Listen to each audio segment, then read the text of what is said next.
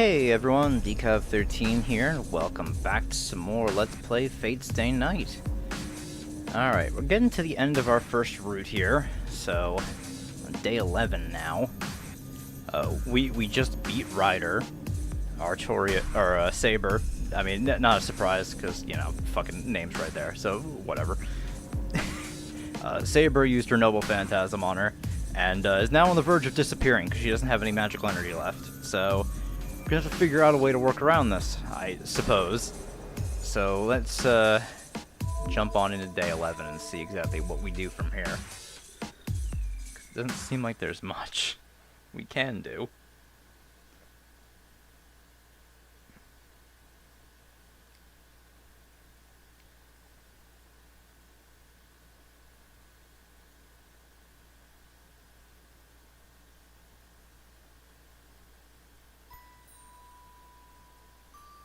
Artoria. And I'm not going to say Altria, because Artoria is just the better localization for it. That's the name she was given when she was celebrated her coming of age. It was wartime. It began with the collapse of an empire.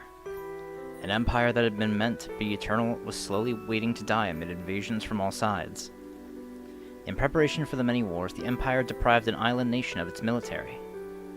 That is how it began.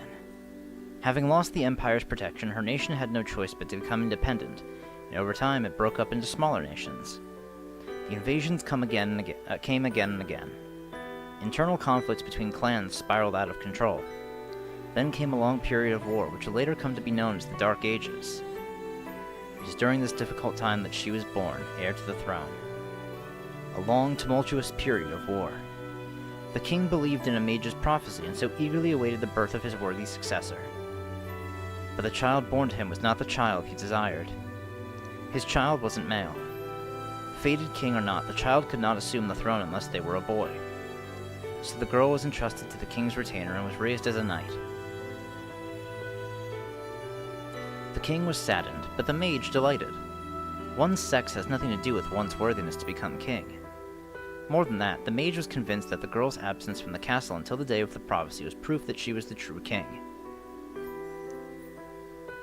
So she grew up under the care of a simple and wise old knight as his adopted child and successor.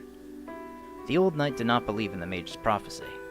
He simply raised her to be a knight, and hoped for her to continue growing, because he felt something from her that reminded him very much of his own lord.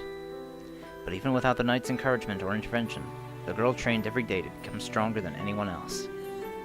If an ailing country, headed towards its own demise, can only be saved by a king, the girl had sworn to wield her sword for that reason, and that reason alone, without anyone ever needing to tell her to do so. And then the prophesied day arrived. Knights and lords from around the nation gathered in hopes of being chosen to be king. If this was to be a contest to determine the best possible king, all assumed the selection would be made in a mounted joust. Instead, all that waited at the site of selection was a naked blade, thrust into a stone. On the hilt of the sword a glittering golden inscription read, "Whosoever pulleth this sword from the stone is the rightful king of England." Many knights took their turn trying to draw the sword from the stone, but none were able to draw the sword from the stone, so the knights decided to compete in a joust as they had originally expected on arriving. The girl was not yet a knight, and so could not participate in the joust. She approached the stone of selection, which sat largely abandoned, its appeal having long since faded, and reached for the sword's hilt. She did not hesitate. いやいや、それを手に取る前にきちんと考えた方がいい。 She turned around, and before her stood the most feared mage in the nation. He gave his warning.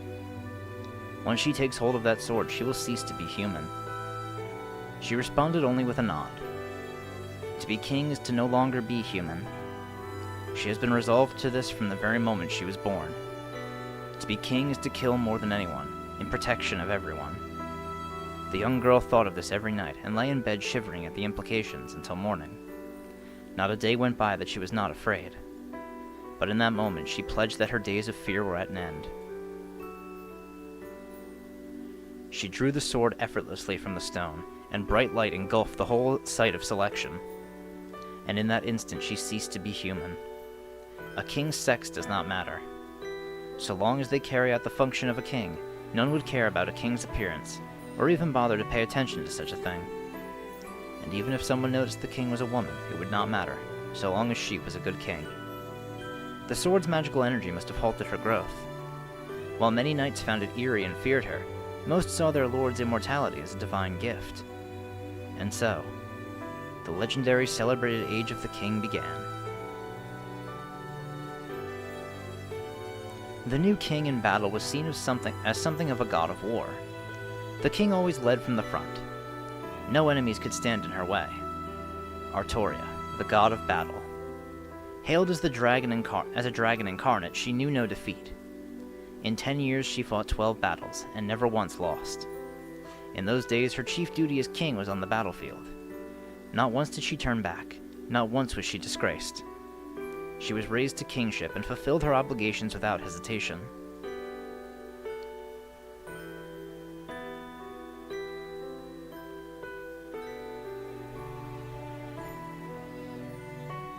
Maybe that's why I had a vision of her.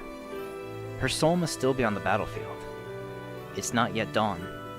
She stands under the indigo sky and lets the wind whip at her as she stares off into the distance. The sky is high and clouds slide by overhead. Out in the clear air, sword in hand, she gazes at the great army she's about to confront. That image of her won't leave me. It's burned into my mind now. She and her sword are one. The sword from the stone which chose the king. The brilliance of the sword that determined her fate is also her brilliance.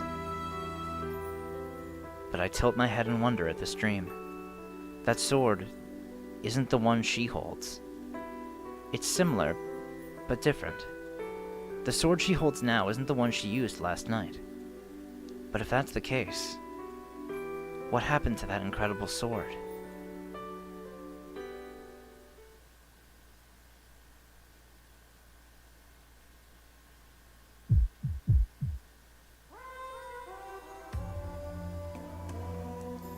When I wake from my dream, I find myself in my own room.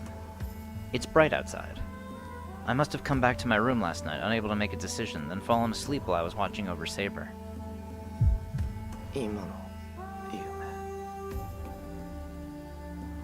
It was a strange dream. What I saw, I had no way of knowing any of that. And that wasn't the Saber I know. Is it even possible for me to dream of such a thing? But that sword was definitely different from the one Saber had. Oh, whoops. Didn't see the quotes. I rack my brain. Saber's identity had been unclear, and honestly I still can't get my head around who she really is. Saber is Saber. I can't change the way I act around her, and I don't think Saber would want that in any case.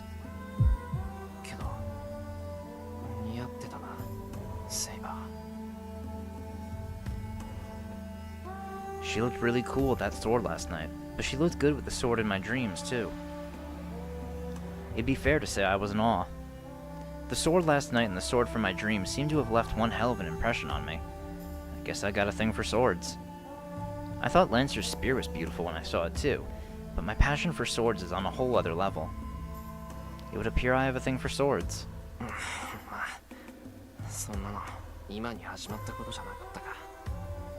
I draw in a deep breath and reach up, finding my forehead dripping with sweat.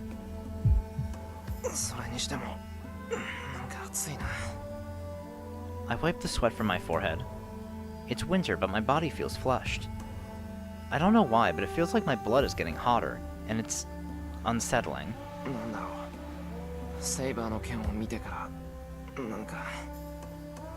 My whole body's been hot for some reason.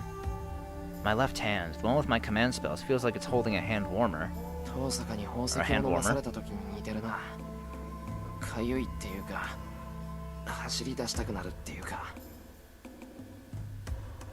I take a deep breath, trying to calm myself.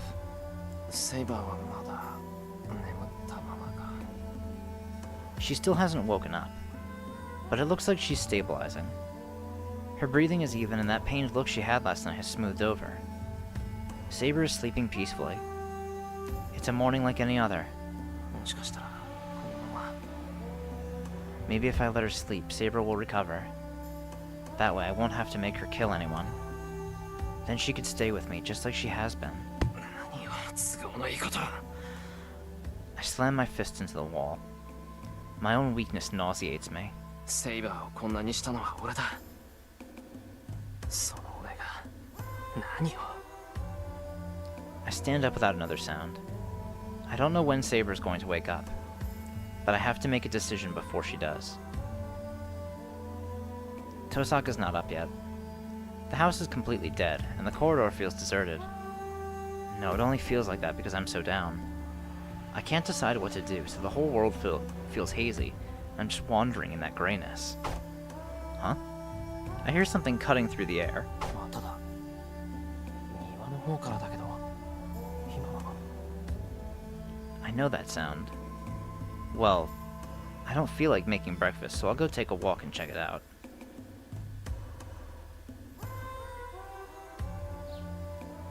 It's colder than usual. Must be really cold for me to feel it, feverish as I am. Looks like it might even snow. 蔵の方からだな。あれ。 The sound of something slicing through the air reaches me at regular intervals. As I cross the yard, my breath mists the air.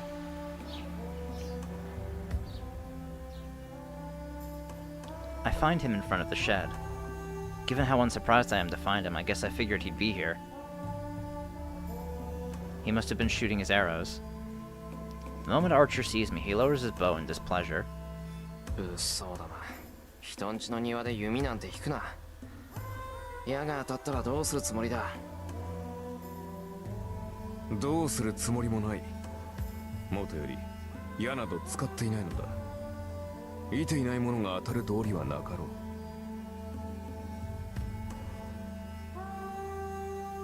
He doesn't have to tell me that.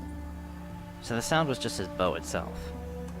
For some reason, Archer was just plucking his bowstring, not firing arrows. いい弓だな。今まで納得いかなかったけど、お前本当にアーチャーだったんだ。さて、私はお前が知っている弓使いとは違うからな。弓道など聞かれても答えられんぞ。お前たちの弓は己に当てる射であり、私のは敵に当てる矢だ。お前の言うアーチャーというのは礼節を重んじる者のことだろう。 His lip curls snidely. I still can't stand this guy. 誰もお前に弓のことを聞こうだなんて思ってないよ。ただ何をしているか気になっただけだ。見ての通り調子を測っているのだが、セイバーにつけられた傷も癒えた。いつまでも見張り役というわけにもいくまい。 I say. So his wounds have healed. That means Tosaka will get back into the fight. I turn on my heel. If Tosaka and Archer are going to rejoin the battle, I need to make a decision too. I need to go somewhere I can think alone. 斬新という言葉があるな。え？ことを済ませた後に保つ間のことだ。私の弓術とお前の弓道で唯一共通しているものがそれだと思うのだが。なんだよ。お前なんかに発説を解かれる覚えはないぞ。まあ聞け。矢を放った後、体は自然と場に止まるという。それを斬新というそうだな。 Yes, there are 8 movements in Kyudo called the Shaho Hasetsu, which are the 8 principles of shooting. The final step, Zanshin, is what follows after releasing your arrow. ああ、それがどうしたっていうんだ、お前。心構えの話だ。斬新とは己の行為。放った矢が的中するかを確かめるものではない。矢とは放つ前にすでに的中しているものだ。射手は自らのイメージ通りに指を離す。ならば当たるか当たらぬかなど確認する必要はない。射の前に当たらぬと思えば当たらぬし、当たると思えば当たっているのだから。そんなことあるか。どんなに当たるって思っても当たらない射はある。思うだけで当たるって言うんなら誰だって100発100中だ。Yeah. そうかな。少なくともお前は百発百中だろ。 He catches me off guard there. I mean, he's right, but まあそんな話はどうでもいい。言いたいことは一つだけだ。斬新とは矢が当たるかどうかを見極めるものではない。放った矢がどのような結果になるかなど分かりきったことだからな。ならば斬新とはその結果を受け入れるための心構えではなかったか。分かってる。要するに最後まで見届けろって言いたいんだろう、お前は。そういうことだ。セイバーのことは聞いた。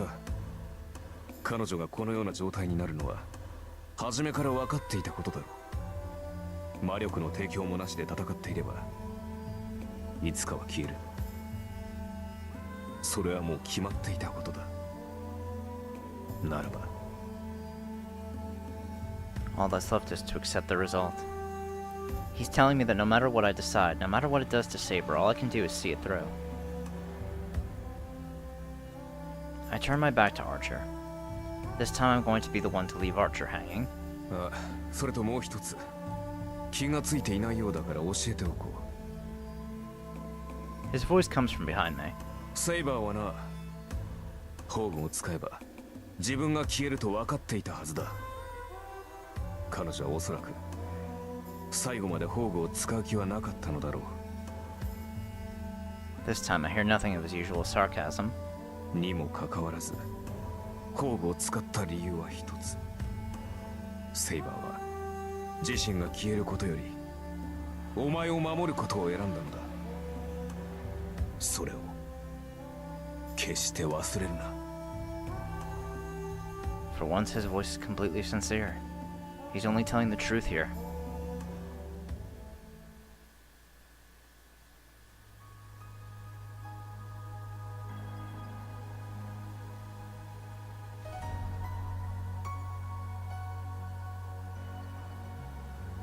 The park is empty as usual. Maybe because it's chillier than usual. There's hardly anyone out. Looks like I'm the only one walking around right now. I slump down onto a bench. Well, I came here to be alone. Now that I'm here, I should think of what to do next. I can't put my decision off any longer. If I want to defeat the other masters and end this Holy Grail war, I need Saber. That's not what this is about, though. I just don't want to lose Saber. But that means I'd have to have Saber attack people like Ryder did.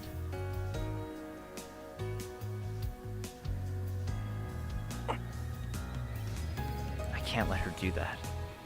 Giving Saber that order is as good as telling her to die. Besides, I think she'd just refuse outright. But when my head slumps down, I see my left hand. I have 2 command spells left. If I use one, I can force Saber to obey me, even if she refuses. I bite my lip and shake the thought off. It's ridiculous. Time slips by me as I sit on the bench. I have no idea how long I remain sitting there. But just as my fingers start to tremble from the cold... Oh, hey, Leah. もういないと思ったらこんなところにいる。 I look up, hearing a voice calling to me. やっぱりそうだ。こんにちは、シロ。浮かない顔してるけど、何かあったの？イリア、お前また一人でこんなところまでやってきたのか。危ないぞ。どこにマスターの目が光ってるか。 I'm about to warn her that other masters might be lurking nearby, waiting to attack. I catch myself, realizing how stupid that would be. Ilya's a master. I shouldn't be worried about her. We're enemies. 悪い。今はイリアと話をする余裕がないんだ。せっかく会えたけど、話し相手になってやれない。今日は冷えるし、帰った方がいいぞ。 I don't get up from the bench as I dismiss Ilya. There are plenty of things I'd like to talk to her about, but I can't think of anything other than Saber right now.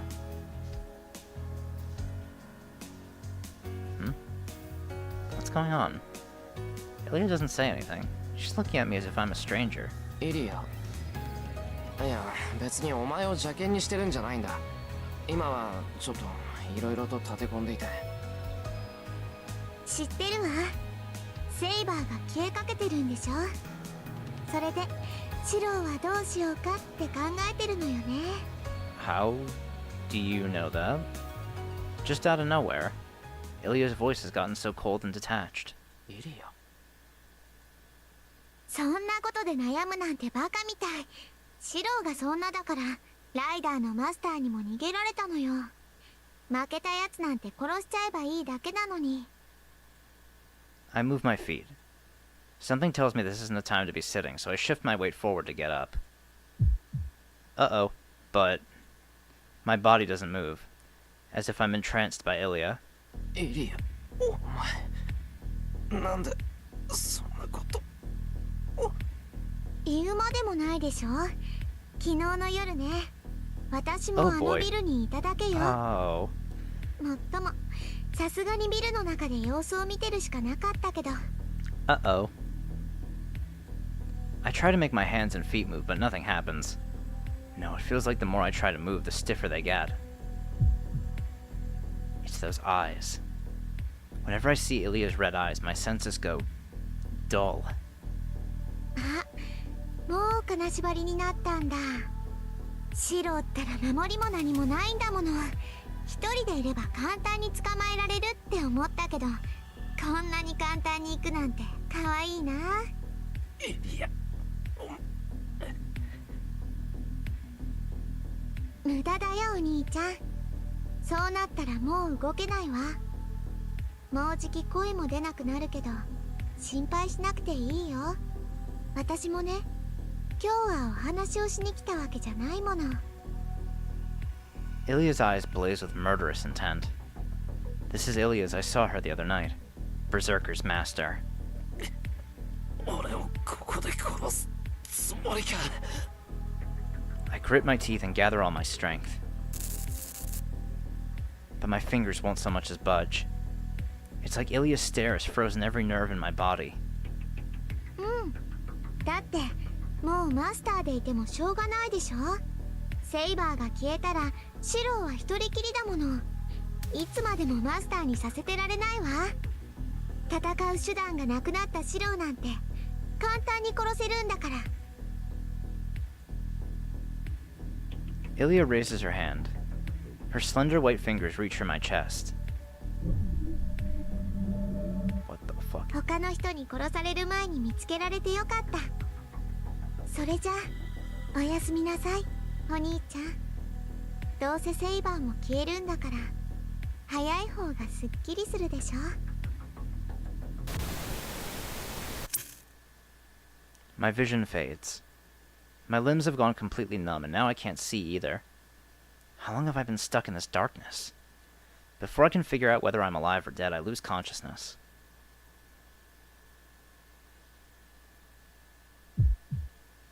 My body is burning.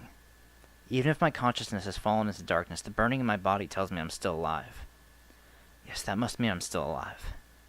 Even so, it may only be temporary. Ilya even said it. 戦う手段のないシローなんて簡単に殺せるんだから。 She's absolutely right. Without Saber, I can't fight a proper battle. A Holy Grail war is a battle between servants. And there's no way I can go up against servants. That's been proved more than enough by now. Each time I got absolutely thrashed. Like Saber said, all I can do against servants is try to survive for as long as possible. I couldn't even do that. I was cut to pieces and even thrown out of a third-story window. It's only this weird, inexplicable thing going on with my body that's kept me alive. It's so frustrating. It makes me so angry. In the face of an unbeatable opponent, I couldn't stop the catastrophe in front of me on my own. Even though I decided to fight. I said I was going to fight as a master and vowed not to hurt anyone, but I couldn't even keep those promises. I'm pissed off. The champions of justice I strived to emulate when I was young had always had to win, or there would be no point. My body is burning. Every inch of me trembles with the need to win. But I have neither the means to win or even a way to fight. What good am I? I can't even fight alongside Saber without bringing her down. それも間違いだ。エミやシロは格闘には向かない。お前の戦いは精神の戦い。己との戦いであるべきだからだ。Suddenly, I remember Archer saying that. 戦いになればエミやシロに勝ち目などない。お前のスキルでは何をやってもサーバントには通じない。I know that. I've certainly been reminded more than enough. ならばせめてイメージしろ。現実でかなわない相手なら想像の中で勝て。自身が勝てないのなら勝てるものを幻想しろ。 You don't have to remind me. I can only win in my own head. But what can I imagine that would ever help me win? I can't imagine beating a servant. I don't have such a wild imagination as to fool myself. Any fantasy I come up with will be full of loose threads that'll come unraveled. My third-rate imagination hasn't got a prayer against these incredible servants. That's why... Who do I win against? And how do I win? I'm still searching for that answer. Am I really searching for it? That golden sword. It's meant only for her. I don't want it for myself. It's just... It's so beautiful. Just once I'd like to hold it in my hands if I can. I guess this is just a bad habit I've picked up as an untrained mage. Since all I can do is look within myself, I tend to dream about stuff I shouldn't. I should at least be allowed to dream. First I imagine the thing's basic structure, then reproduce it. Guess there's not much point in strengthening here. If strengthening is the act of applying something to an existing object, there's not much point in doing that to something that doesn't even exist. That means I need to work harder if I'm going to remember that sword. This is well before the basics. This is from before Kiritsugu taught me strengthening, a magecraft process I thought up on my own, and packed with trivial steps. Let's see, how did I do it? How did I give it form?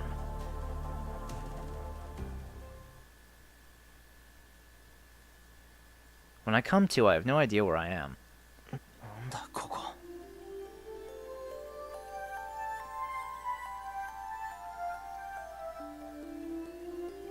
This place isn't just unfamiliar. There's a luxurious canopy bed and the plush carpet is ankle deep. There's even a stone fireplace and it's clearly not just a decoration.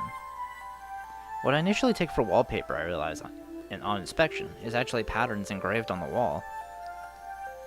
I've gotten used to fancy decorations like the ones in Shinji's mansion, but this is something else entirely. It's a little embarrassing to say this out loud, but this place is like a castle from a fairy tale.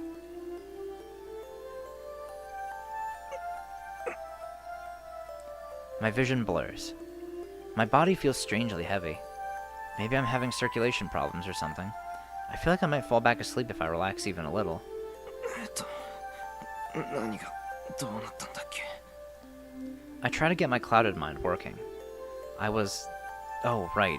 Ilya paralyzed me and I just passed out. イリアに捕まったってことか。 There's nobody in the room. My body feels heavy, but not so bad that I can't even lift a finger like before. If I really work at it, I might be able to lift an arm.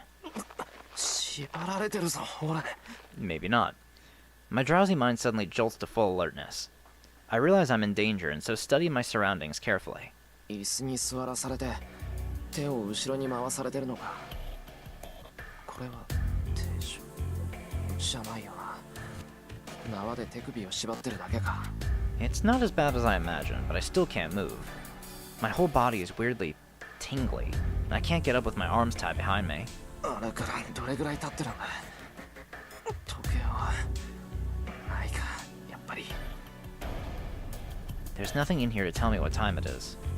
A window. There's a window behind me. I try to turn and get a look, but the curtains are closed, so I can't see outside.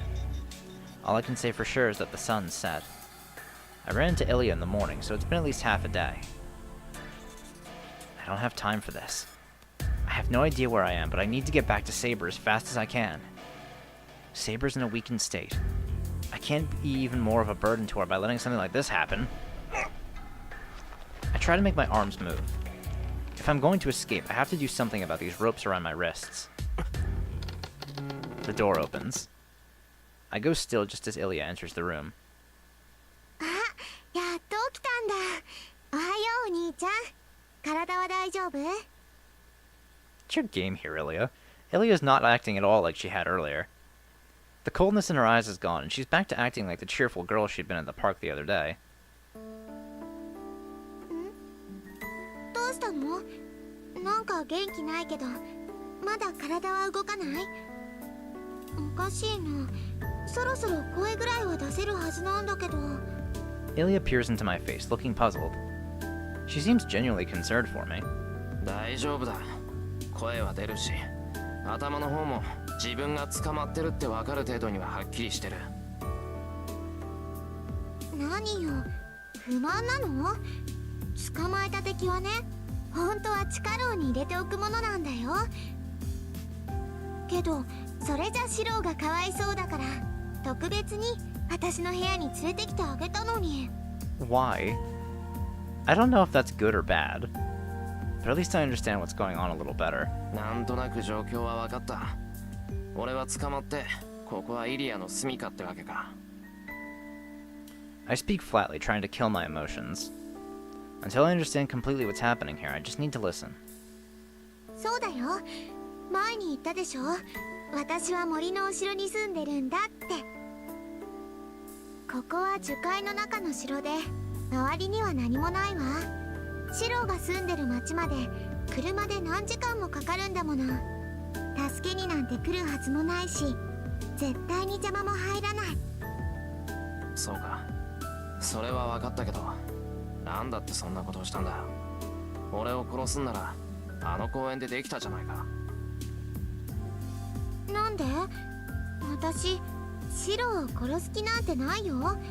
シローは私のだもん。他のマスターは殺すけど、シローは特別。だから誰も邪魔が入らないようにシローをここに閉じ込めたの。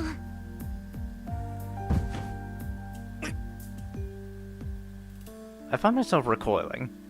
Ilya pushes her face closer to me, ignoring my agitation. イリア、ちょっと。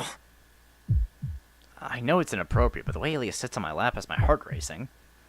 She may not be heavy, but the way she's sitting on my lap has me thinking kind of graphic thoughts. Shiro! やっぱりシローは特別。ねえ、私のサーバントになってみない？シローが私のサーバントになってくれるなら、もう殺さなくて済むわ。シローがうんって言ってくれれば、それでシローだけは助けてあげるよ。 Ilya's words are so pure and heartfelt. I know that if I nod even once, it'll be a choice I can't unmake, and I will absolutely come to regret it. On the other hand, if I refuse, that purity will turn to pure wickedness. With Ilya leaning so close, my mind grinds to a shrieking halt. She's not saying this just because she likes me. This is more like an interrogation, a matter of whether I want to live or die. 考えるまでもないでしょ。シローにはもうセイバーはいないんだもの。戦う手段なんてないわ。ならマスターでいてもしょうがないじゃない。違う。セイバーはまだ消えていない。そんなことさせるもんか。けどそんな状態じゃ簡単に殺されちゃうよ。いいからシローはここにいればいいの。シローがずっとそばにいてくれるなら、私もずっとシローを守ってあげる。 Ilya presses close against me. I'm not sure what'll happen if I refuse, but I still can't agree. ダメだ。離れるんだ、イリア。どんなに言われても俺は。 Ilya presses her index finger to my lips. She giggles in amusement and watches me in my bewilderment. もう分かってないんだから。いい？今のシローはカゴの中の小鳥なのよ。生かすも殺すも私の自由なんだから、あんまり私を怒らせるようなことは言っちゃダメ。10年も待ったんだもの。ここでシローを簡単に殺しちゃうなんて、そんなのつまらないでしょ。Ilya talks like she's asking for a toy. The sheer cold-heartedness in her voice sends a shiver down my spine. これで最後だよお兄ちゃん。もう一度だけ聞いてあげる。Ilya's eyes shine with hope. シロ、私のものになりなさい。 Ilya's tone is bewitching and brooks no refusal. I can't do that. I don't need to even think about it. And shit, even I only have so much patience. Every single one of them is sure Saber's going to disappear. Saber won't disappear. I'm going to fight with her until the end. I can't let this destroy the oath we made. イリア、お前の言うことは聞けない。俺にはセイバーがいる。セイバーが残っている限り、マスターとして戦うだけだ。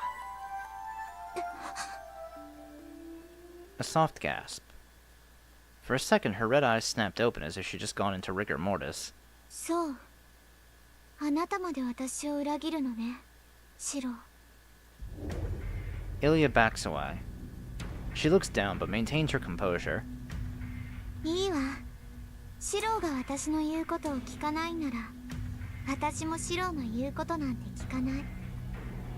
今まで見逃してあげたけど、それもこれでおしまいなんだから。Ilya's voice is dripping with hostility now. There's something terrible lurking behind that malice. 待っていなさい。すぐに用を済ませてくるから。待て、何をするつもりだ、イリア。何って、セイバーとリンを殺しに行くの。 Oh boy. 二人を殺してくれば、シロも少しは後悔するでしょ。バカなことを言うな。セイバーもトウサカも関係ない。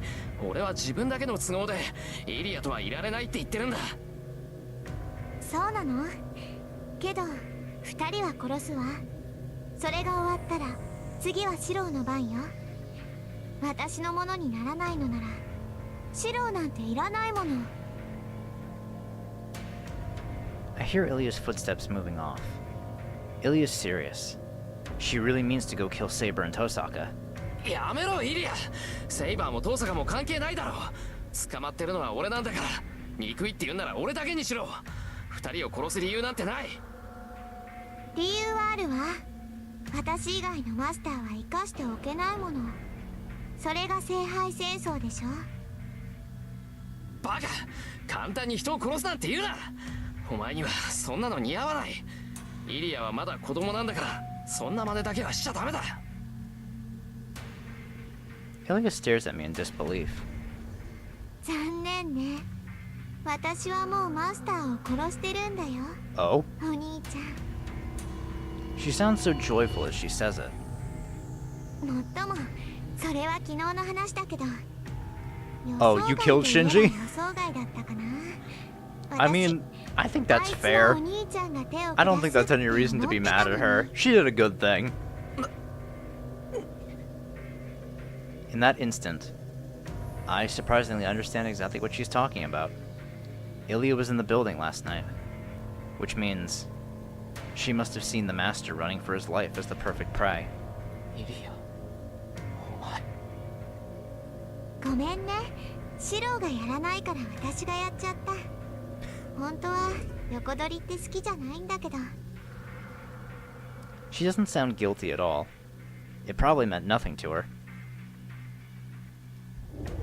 It makes me realize something. I've probably known this since the moment we first met. She really doesn't know the difference between good and evil. That innocent laugh is just as much Ilya as the merciless laugh I hear now. It's not that Ilya has a devil on one shoulder and an angel on the other.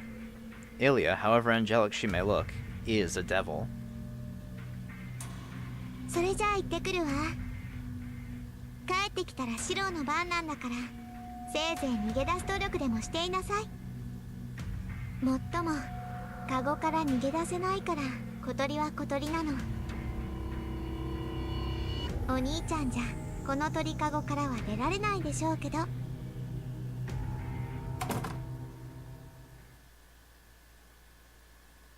Ilya leaves. She's absolutely right, of course. She knows nothing of the threats or tactics, so she just says what's true. But I can't stay here forever. I need to escape and meet up with Saber before Ilya can attack her. I shake myself, trying to loosen the ropes around my wrists. Maybe she really doesn't think I can escape. There's no one else here. If I'm not being watched, even I can manage to get out of some ropes, but...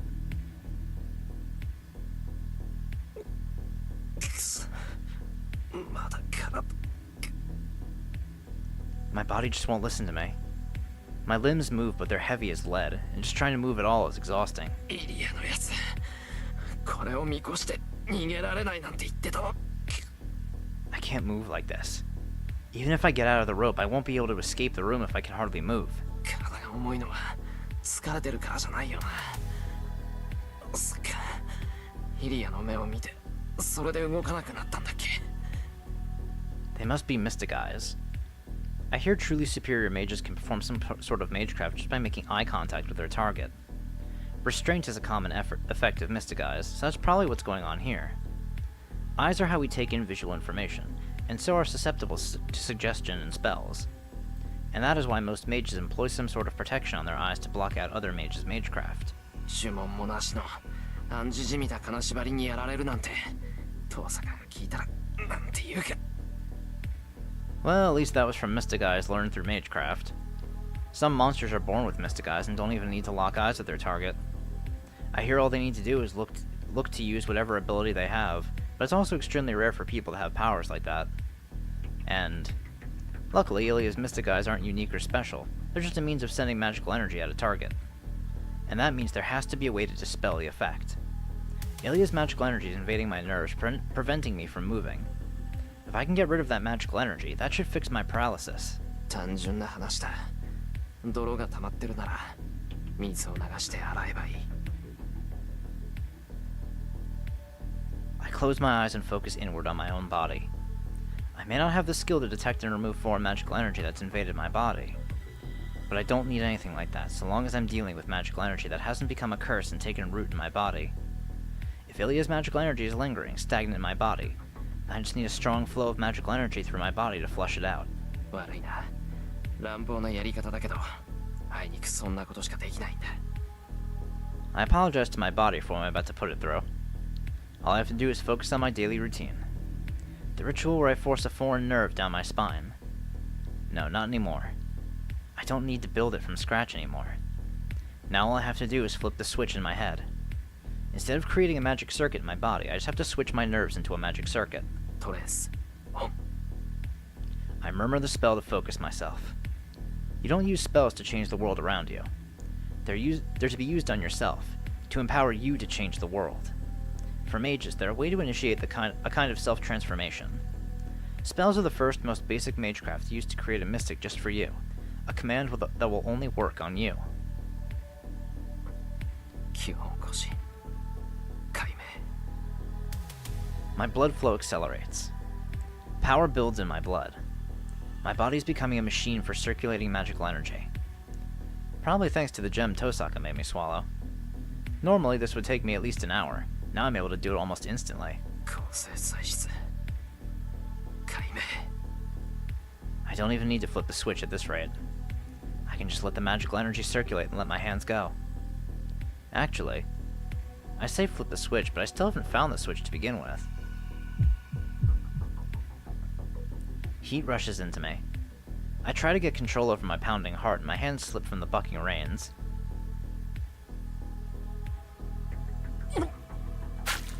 Blood spurts from my mouth. I must have opened a vein or torn something inside myself. I channeled enough magical energy to flush out the mud that had invaded me, so it's no wonder I'm throwing up blood. Luckily, I don't feel any pain. 痛みがないのはあれかなまた例の自然治癒かな It's an abnormality of my body that I still don't understand, but I'm delighted to have it at a time like this. The ability to heal any non-fatal wounds is my biggest and only strength right now. I do need to be careful not to rely on it too much, though. Since I still have no idea how it works, relying on it too much risks losing it all. So I can't rely on miracles I don't understand. よしあとは縄だけだ I undo the rope. My wrists were bruised, but I wasn't bound tightly enough to cut off circulation. I don't think Ilya tied me up, but I wasn't bound very tightly. Besides, I doubt it was Ilya who carried me in here anyway. Who here other than Ilya might not be all that strong? バーサーカーは論外だ。あいつが縄を締めたら、その時点で俺の手首なんてへし折られてる。I rise to my feet as I try to crack a joke. I can control my body, but I've pushed it too far. While I may not be injured, magical energy is raging through my body. Just moving around is likely to tear my insides up. It's probably the pain. Dizziness and nausea rack my entire body, and I have no feeling at the ends of my arms and legs. I'm not going to get home before Ilya gets back. Not like this. 何を弱気な。そんなこと言ってる場合じゃない。I slap my cheeks and start walking. As soon as I lean against a wall and start toward the door, I hear something on the other side of the wall. Footsteps. More than one set of footsteps. People are approaching my door and talking. They stop right in front of my door. 見回り。くそ。なんだってこのタイミングで。There's no time to hide. I need to...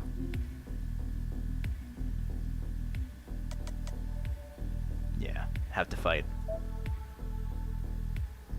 Victory goes to the one who makes the first move. I need to fight.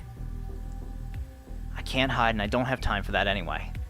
I need to get back out there just as fast as I can and get back to Saber. The door opens. I push myself up against the wall right behind the door. The scout opens the door but doesn't enter the room.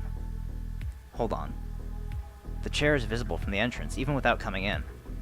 Whoever's peeking in will know what's going on just from seeing the empty chair where I'm supposed to be sitting. Crap. If they call for backup right now, escaping will get a lot harder. I'm just going to have to hurry out and take on whoever's on patrol. I push off from the wall and rush toward the door. And then, they must have figured I was hiding because they step into the room as soon as I jump out. Come on. No chance of stopping now. Whoever I'm up against, I just need to knock them out and escape. Oh. 動くな。おとなしくしていれば命までは。シロ。Saber. I freeze. My mind goes blank. The very person I have to go save is standing right in front of me. セイバー。どうしてここに。どうしてなんてそんなことは言うまでもないでしょ。サーバントがマスターを守るのに理由はいりません。シローが囚われたのなら助けに来るのは当然ではないですか。How did you even know I was captured? いやだからどうして俺が捕まったって知ってるんだよ。いやそんなことよりどうしてここにいるんだセイバー。ここはイリアの隠れ家だぞ。今のセイバーが近寄っていい場所じゃない。それは私のセリフです。あなたこそ何をやっていたのですか。一人で行動するなどあれほど言っていたのに、やすやすとイリアスピールに拉致され、このような場所に監禁されるなんて。Yeah, can't really argue that. シローはマスター失格です。この件については何らかの謝罪をしてもらわなければ気が済みません。確かにそれは軽率だった。けどどうしてセイバーがここにいるんだ。セイバー満足に動けないんだろ。だっていうのにイリアの本拠地に来るなんて何考えてるんだ。あなたこそ何を考えているのです。サーバントはマスターを守る者。シローが囚われたのですから、イリアスピールの本拠地だろうと関係はありません。Saber's blunt as ever. She's exactly as she's always been. This isn't the weak, slumbering Saber from last night. シロー、どうしたのです。急に黙り込んで。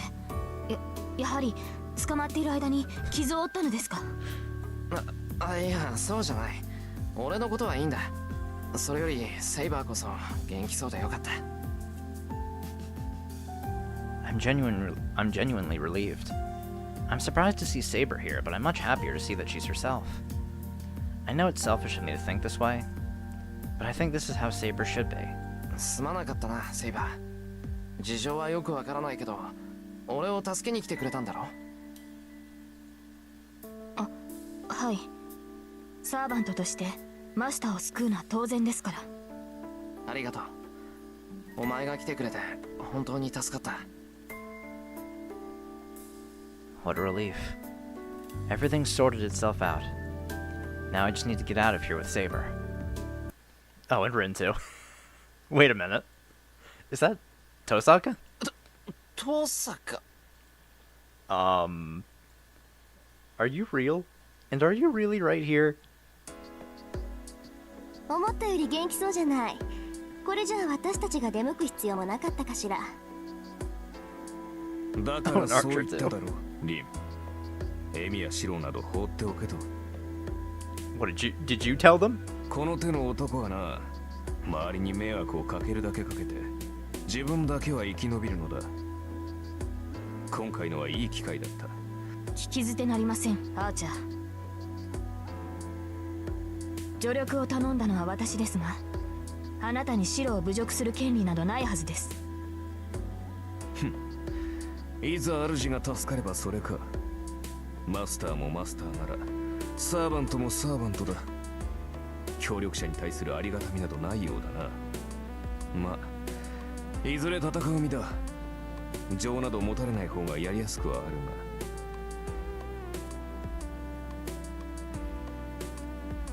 He must have hit a nerve as Saber grows silent.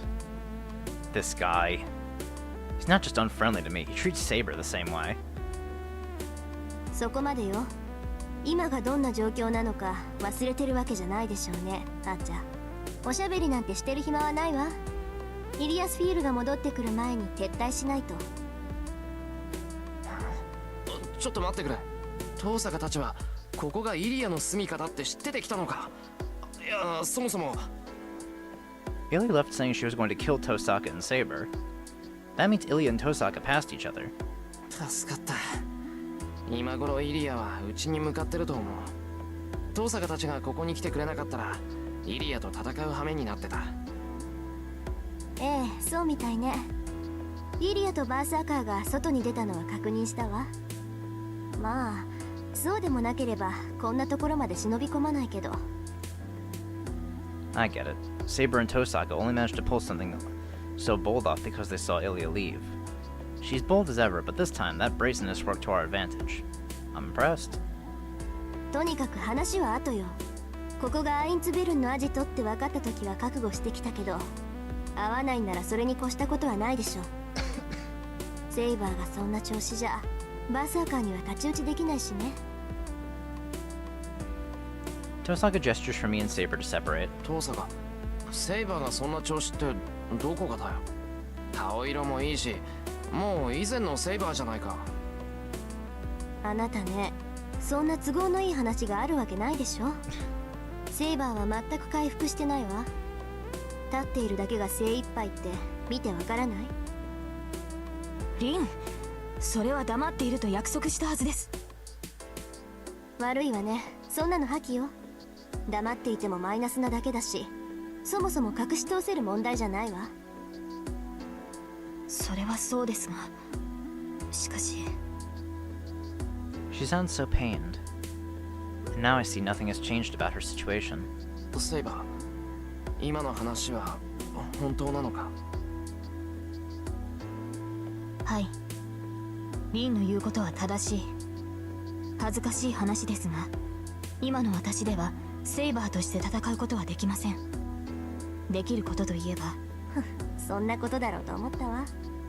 武装もできないぐらい弱ってるくせに一緒に行くって聞かないんだもの。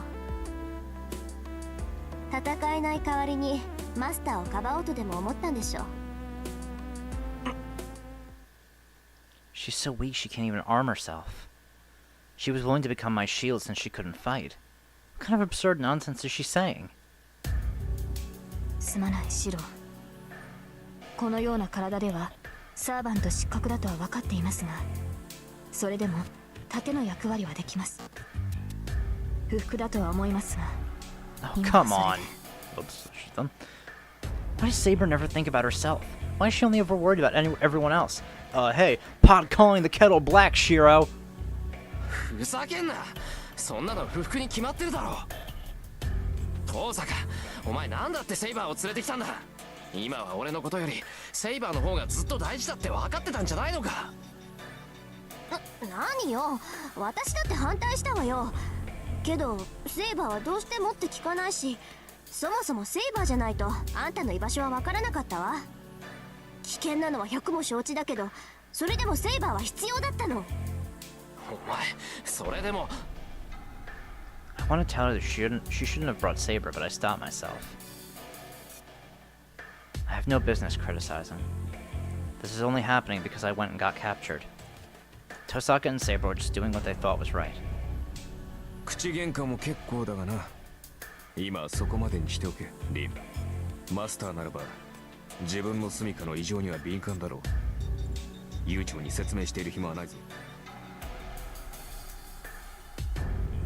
そうね、イリアスフィールのやつ今頃慌てて戻ってきている頃だものね。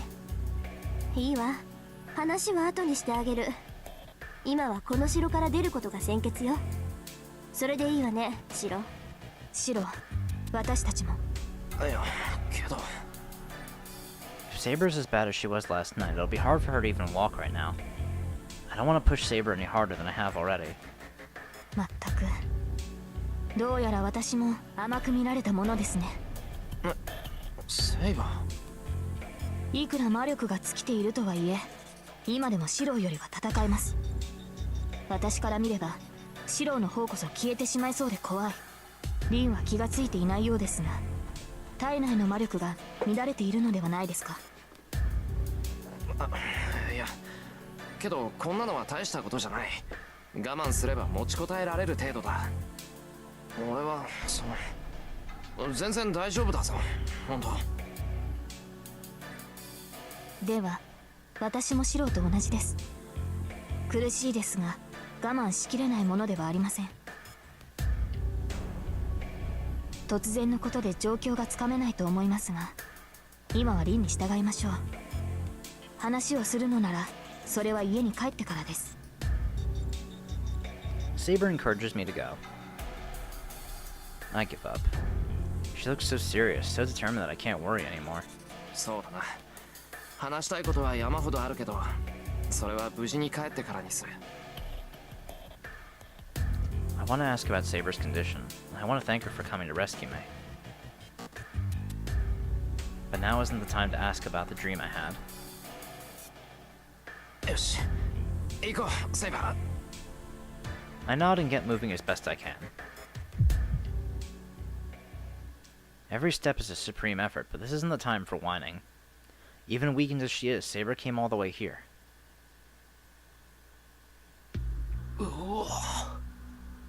This a hallway? This corridor wouldn't be out of place in a museum. Ilia's castle must be massive. ちょっと見とれてる場合じゃないわよ。この城から出ても外は一面樹海なんだから、急がないと朝になるわ。一面の樹海？じゃあここ本当に山の中なのか。宮山町から車で何時間っていうあの樹海？そう、アインツベルンの隠し城よ。この城から出た後、何時間もかけて森を抜けなくちゃならないの。今は夜だし、朝日が昇るまでには森を抜けるわよ。 Tosaka heads to the hallway, not hesitating for a moment. She's probably heading toward whatever door they snuck in through. 今が夜なのは知ってたけど、一体どのぐらい捕まってたんだ俺は。 I thought it was about half a day, but maybe it's actually been a few days. シローがイリアスフィールに囚われたのは朝方でしょう。 Oh, それから半日が経過しています。日付は変わってしまいましたから、形の上では丸一日囚われていたことになりますね。そうか、面目ない。いいえ、そのようなことはありません。イリアスフィールに捕まってこれだけの時間が過ぎたというのに、シローは無事でした。体は囚われの身でも心では負けなかった証ではないですか。それはそうかもしれないけど。ええ、イリアスフィールは少女に見えてもアインツベルンの魔術師です。もし彼女に屈していたのなら、シローはシローではなくなっていたでしょう。私とてその可能性を考慮しなかったわけではありません。最悪あなたは死んでいるものと覚悟してこの城に足を踏み入れたのです。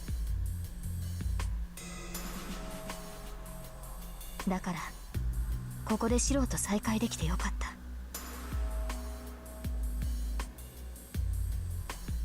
マスターが無事な姿を見せているのですから、私も負けるわけにはいきません。 I feel the same. I couldn't stand not knowing if Saber was safe or not.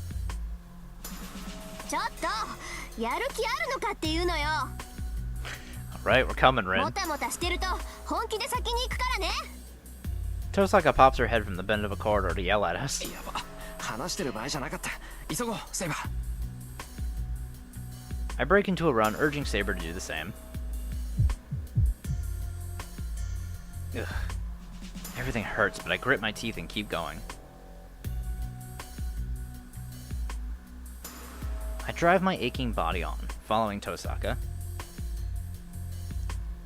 As I half limp, half run, Saber brings up the rear. She must be in a lot of pain, too. She's pretending not to be, but she's in no condition for this. セイバー、苦しかったな。 I want to tell her I'll give her a helping hand, but I stop myself. Saying that will just make Saber dig in her heels and be more determined not to accept help. All I can do is keep an eye on her. Once Saber's too exhausted to complain, I'll just carry her. Honestly, Saber can be incorrigible sometimes. Like master, like servant. She has to be forced to even take a break. And so, with Tosaka leading the way, we managed to get to the exit. 出口って、ここ入り口じゃないのか、遠坂。何当たり前のこと言ってるのよ。玄関っていうのはそういうものでしょ。 Kind of 入る a 時も weird 出 thing る to 時 say も there. ここが一 Shira. 番手っ取り早いんだから。 Tosaka hurries down the stairs. Well, I'm in no position to complain. Saber and I head down the stairs and into the hall. Looks like a lobby. All we have to do now is head out through the big door at the other end of the hall and we're out. よし、ここまで来たら大丈夫。問題は森に出てからだけど、まあ夜だし、闇に乗じて国道まで出られるかな。イリアスフィールが戻ってきて、シロがいないって気づいたところで、後の祭りよ。あいつが帰ってくる頃には朝になっちゃってるしね。って何よシロ、その顔。いかにも服装だけど。いや、別に。遠坂は大物だなって再確認してただけだ。変なところでおかしな確認するのね、あなた。 Well, I was more getting at her just walking into the enemy's stronghold through the front door. まあいいわ。とにかく外に出ましょう。帰り道は覚えているから迷うこともないしね。 We head towards the entrance. A long, narrow hall extends from the lobby, and at the end of it is an enormous door. The hall is, unbelievably, about 30 meters long. I'm reminded that we're standing in an actual castle, but in the next moment... なんだ、 Oh boy. もう帰っちゃうの？せっかく来たのに残念ね。 Well, that's not great. Ilya shouldn't be here, but her giggling voice echoes up and down the hall. I whirl around. Everyone skids to a stop. The instant we see our enemy, we know we're dead as soon as we turn our backs to them. Oh, hey, Berserker. Oh, boy. イリアスフィール。 Tosaka's voice trembles. Back at the other end of the hall, we see her standing at the top of the stairs we just descended. She shouldn't be here. Ironically, it's a similar arrangement to our first meeting. Ilya standing above us with Berserker behind her. Berserker's presence is overwhelming. Now that I can assess a servant's strength, I understand what a monster he really is. We can't do this. Even if Saber was at full strength, Berserker is just too powerful. It wouldn't even be a battle. That monster can't be beat. Not in a fight. If we are ever going to beat Berserker, we have to figure out how to do it without fighting him. In other words, if we want to live, we need to stay far away from Berserker. こんばんは。あなたの方から来てくれて嬉しいわ。リン。 Ilya's voice is cheerful and bouncy. She's smiling that same smile I saw the night we met. Innocent but merciless. She won't settle to squash us like bugs. And that's when I realized. We're not going to escape. Period. No matter what I do, I can't stop Ilya. Even if I try to draw Ilya's attention, that won't let Tosaka and the others escape. どうしたの？黙っていちゃつまらないわ。せっかく時間をあげてるんだから遺言ぐらい残した方がいいと思うな。 She giggles. But we don't have time for these kinds of games. We need to run to the entrance the second we can find an opening. Even if we know we'll never get an opening, all we can do is wait and hope. じゃあ一つ聞いてあげる。 Even in this situation, Tosaka takes a step closer towards Ilya. イリアスフィール、あんたが戻ってきた気配はなかったけど、もしかしてずっと隠れてたのかしら？そうよ。私はどこにも行っていないわ。Ah. 私はね、ここからあなたたちの動 Yeah, 画 that ぶ would りを explain 眺め that. ていただけ。そう。外に出て行ったのは偽物ってわけ。ええ、あなたたちが来ることは分かってたもの。私は主人なんだから、お客様のおもてなしをしないといけないでしょ。 Right then, the giant vanishes. I'm not sure if it jumped or just moved. The next thing I know, Berserker appears in the middle of the lobby, creating a whirlwind. This is the end for us. If we retreat towards the entrance, he'll slice us in half with that axe sword the moment we turn our backs to him. But we're dead if we stay here, too. Our only other option is to challenge that walking mass of death, however futile it'll be. おしゃべりはおしまい。それじゃあ始めよっか、バーサーカー。 The pale girl raises her hand as if performing a ritual and looks down on us. 誓うわ。今日は一人も逃がさない。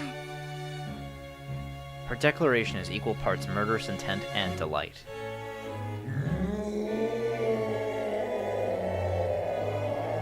Berserker's eyes light up. Before, Berserker had moved only as Ilya ordered, but now he's free to act, and he identifies us as enemies. Something's making a grinding sound. 父さんか。 Tosaka grits her teeth hard as if in regret. あーちゃん、聞こえる？ Tosaka speaks quietly without turning. 少しでいいわ。一人であいつの足止めをして。 She just ordered her servant to his death. Archer doesn't answer. バカな。正気ですか、リン。アーチャー一人ではバーサーカーにはかなわない。私たちはその隙に逃げる。アーチャーには私たちが逃げ切るまで時間を稼いでもらうわ。 Tosaka continues giving her orders, ignoring Saber. Her voice is cold, devoid of any emotion. Archer, who had been silent as if pondering something, his eyes fixed on Berserker, gives a slight nod. 賢明だ。リンたちが先に逃げてくれれば私も逃げられる。単独行動は騎兵の得意分野だからな。 He takes a step forward as if to protect Tosaka. Berserker doesn't move. Ilya's laughter echoes from above. へえ、びっくり。そんな誰とも知らないサーバントで私のヘラクレスを止めるって言うんだ。なんだ、案外可愛いとこあるのね、リン。 Neither Tosaka nor Archer are in any position to object. They know better than anyone. Archer steps forward. He's empty-handed as usual. Tosaka looks at Archer's back. There's nothing she can say to him. She must know her orders are absurd. They amounted to telling Archer to die so we could escape. あーちゃん、私。 Tosaka's about to say something, but ところでリン、一つ確認していいかな。 Archer interrupts her, speaking so nonchalantly that it seems out of place. いいわ。何？ Tosaka turns toward Archer, her eyes downcast. Archer's gaze stays locked on Berserker. まあ、時間を稼ぐのはいいが、別にあれを倒してしまっても構わんのだろう。 Ooh. It sounds completely ridiculous. あーちゃん、あんた。ええ、遠慮はいらないわ。ガツンと痛い目に合わせてやって、あっちゃ。そうか。ならば期待に応えるとしよう。 Archer walks forward. Only 10 meters until he reaches Berserker. At this distance, it could close in on Archer instantly. バカにしていいわ。やりなさいバーサーカー。そんな生意気なやつバラバラにして構わないんだから。 Ilya's voice is hysterical. Tosaka turns her back, not paying attention. 行くわ。外に出ればそれで私たちの勝ちになる。 Tosaka grabs my hand as well as Saber's and runs. Saber doesn't object. She follows Tosaka. I start running toward the entrance, leaving Archer behind. But then, from behind me, エミヤシロ。 he calls out to me, his back still to me. I let go of Tosaka's hand and turned around. In the lobby, now a good ways from me, I see Archer's back as he faces down Berserker. いいか。お前は戦うものではなく生み出すものに過ぎん。 Berserker draws near. Archer is still empty-handed, and he doesn't take a single step while he watches his enemy closing in. 余分なことなど考えるな。お前にできることは一つだけだろ。ならばその一つを極めてみろ。 Archer raises one hand. I have no idea when he got it, but he's holding a short sword now. 忘れるな。イメージするものは常に最強の自分だ。外敵などいらぬ。お前にとって戦う相手とは自身のイメージに他ならない。 I see him start to shift. Berserker's sword sends a rush of wind ahead of him.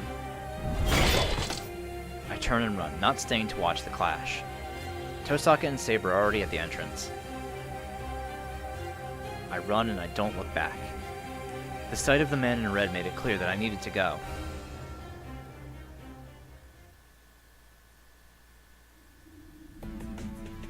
We hurry through the long hallway and out through the gate.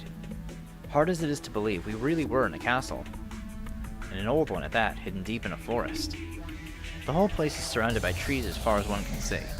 I can't see any buildings or even the sky in the distance. こっちよ。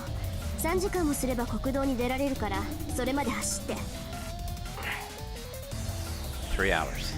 Honestly, I'm not sure I'll last that long. I'm not tired, but the pain gets worse with every step. If I could at least rest, my fever might break, but we don't have time for that. シロ、早く。 Tosaka sounds every bit as hurried. She'd given Archer his orders. As composed as she looks, I can see the regret weighing on her. 分かってる。すぐに追いつく。セイバー、急ごう。はい。急ぎましょう、シロ。 Saber's eyes are downcast, but she breaks into a run with us.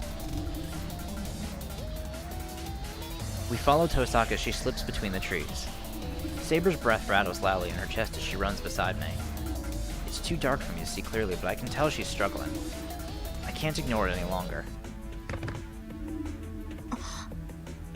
Saber loses her balance. I sweep in from the side and take hold of her before she hits the ground. ここまでだ。これ以上は無理だぞ、セイバー。何を言うのです、シロ。この程度の苦境、今まで何度も経験してきました。私はまだ十分に走れます。何言ってんだ。何度経験していようが苦しいものは苦しいだろう。いいから少しは弱音を吐けってんだ。 I pull her arm. Saber hardly weighs anything anyway. I gather her effortlessly into my arms. 何をするのです、シロ。何ってしばらく休んでろ。そんな顔で走られてちゃこっちが先に参っちまう。無礼な、話しなさい。この程度で私が倒れるとでも思っているのですか。 Saber struggles in my arms, but her resistance is weak. Her thin arms have no real strength to them as she pushes at my chest. It pains me to see that's how weak she's gotten. I never imagined Saber could be too weak to push away from someone picking her up. 何を考えているのですか、シロ。このようなこと、いくらマスターといえど許しません。 Saber struggles against me, her face beat red. I can't really blame her. This must be a terribly embarrassing position for a knight to be in, but now isn't the time to worry about that. 嘘つけ。俺を振りほどけないぐらい弱ってるくせに大丈夫なわけがないだろう。いいからおとなしくしてろ。マスターとしての命令だ。それでも聞かないって言うならレジを使うしかなくなるぞ。卑怯な。こんなことでレイジを使うなどそんな無意を容認できるはずがない。ならおとなしくしてろ。急がないと遠坂に置いていかれる。Saber must have given up as she reluctantly falls silent. That's good enough for now. As long as she's not struggling, I can carry her and run at the same time.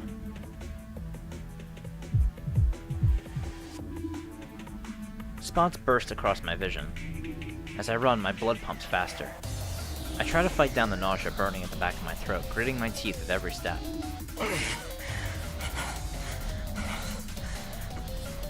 My breathing is erratic, but I do all that I can to hold the pain at bay. There's a reason for that. シロ、下ろしてください。やはり私も走りますから。The moment she sees me struggling, Saber looks up at me, concerned. I can't stop now. 甘く見るな。セイバー一人どうってことないぞ。壊れたストーブに比べれば女の子一人分なんて空気みたいなもんだ。ですがいいから黙っててくれ。ギブアンドテイクって言葉知ってるか。今まで助けてもらったんだからこれぐらいしないと釣り合わないんだよ。ここらで借りを返しておかないと明日から守ってもらえないだろ。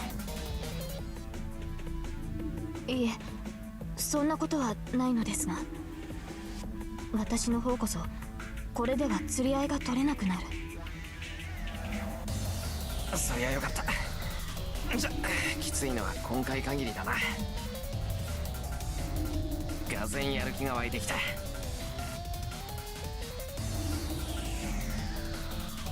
I take a breath and pick up the pace. Tosaka knows very well that I have Saber in my arms, but she keeps taking us through narrow and narrower paths. It's a good thing Saber's so light, but following Tosaka is a trial all on its own. ほら、喋ると舌を噛むぞ。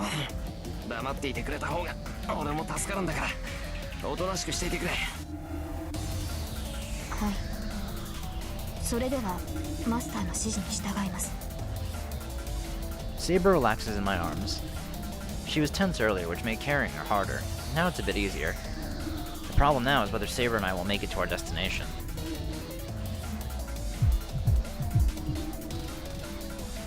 I don't know how long we've been running. Maybe 30 minutes, maybe an hour.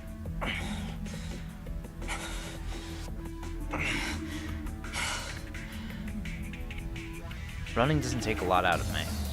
I've been training hard and Saber is so light. But right now, there's something wrong inside me. The more I move, the dizzier I get. I feel like I'm about to throw up. I would have understood it if I'd been bitten by a snake and the poison was doing a number on me since we're in a forest, but...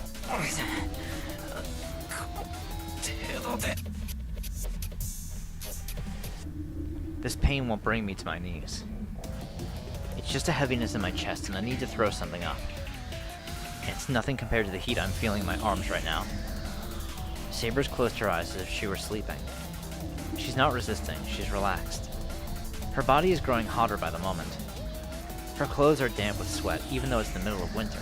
She's tucked her head down to hide her labored breathing from me.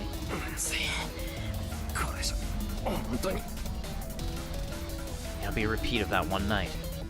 The night Saber collapsed from exhaustion after using her noble phantasm against Ryder. Saber's condition hasn't changed since that night. Was she able to talk until now because she was just in the brief window before she disappeared?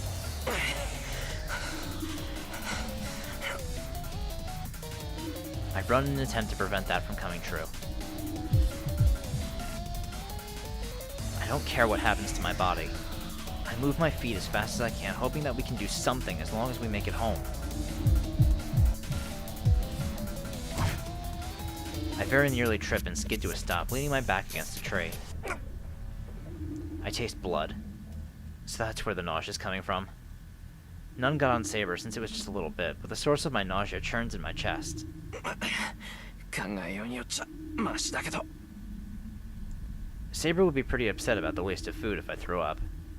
Actually, knowing Saber, she might well cut me in half for it. Yep, that's funny. The bit of levity lends me just a little more energy. Okay, break's over. いいえ、無茶をするのはここで終わりです、シロ。セイバー。 She wasn't asleep. Saber speaks up from where she lays in my arms. なんだよ、終わりって何が。ですからシロは一人で逃げるべきです。その体では私を連れて行くことはできません。そんなことあるか。今のはただ転んだだけだ。こんなの別にどうってこと。あるわよ。そんな死人みたいな顔で何言ってるんだか。 Hey, Tosaka's come back for some reason. 強がるのは勝手だけどね。いくら夜の森だからって口元の血ぐらい隠しなさい。それじゃあセイバーに心配されるのも当然よ。よかった。リンがいるのなら話が早い。でしょうね。セイバーの言いたいことはわかるわ。時間もないことだし、そこの大バカにもわかるようにさっさと言ってやって。 Saber nods. はい。リン、私をここに置いていってほしい。私を連れていては逃げきれないし、何よりもう長くは持ちません。 I can't really insist she's being ridiculous.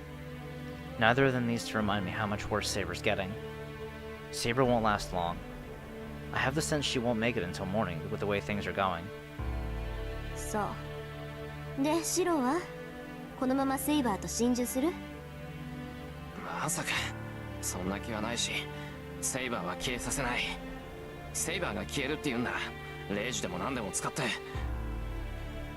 オーケー、それならいいわ。じゃあ両方とも解決しましょう。セイバーを助けてついでに3人でこの森から脱出する。今後の方針はそれで決まりね。は？ My brain feels like mushy tofu.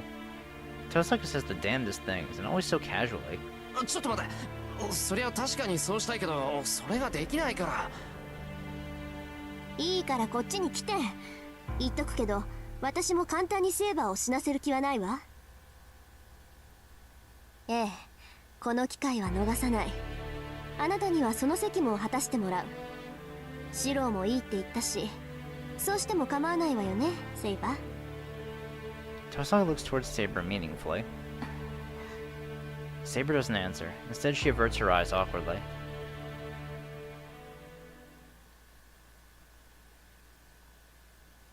Once we pass through the exceptionally tall trees, something unexpected comes into our view.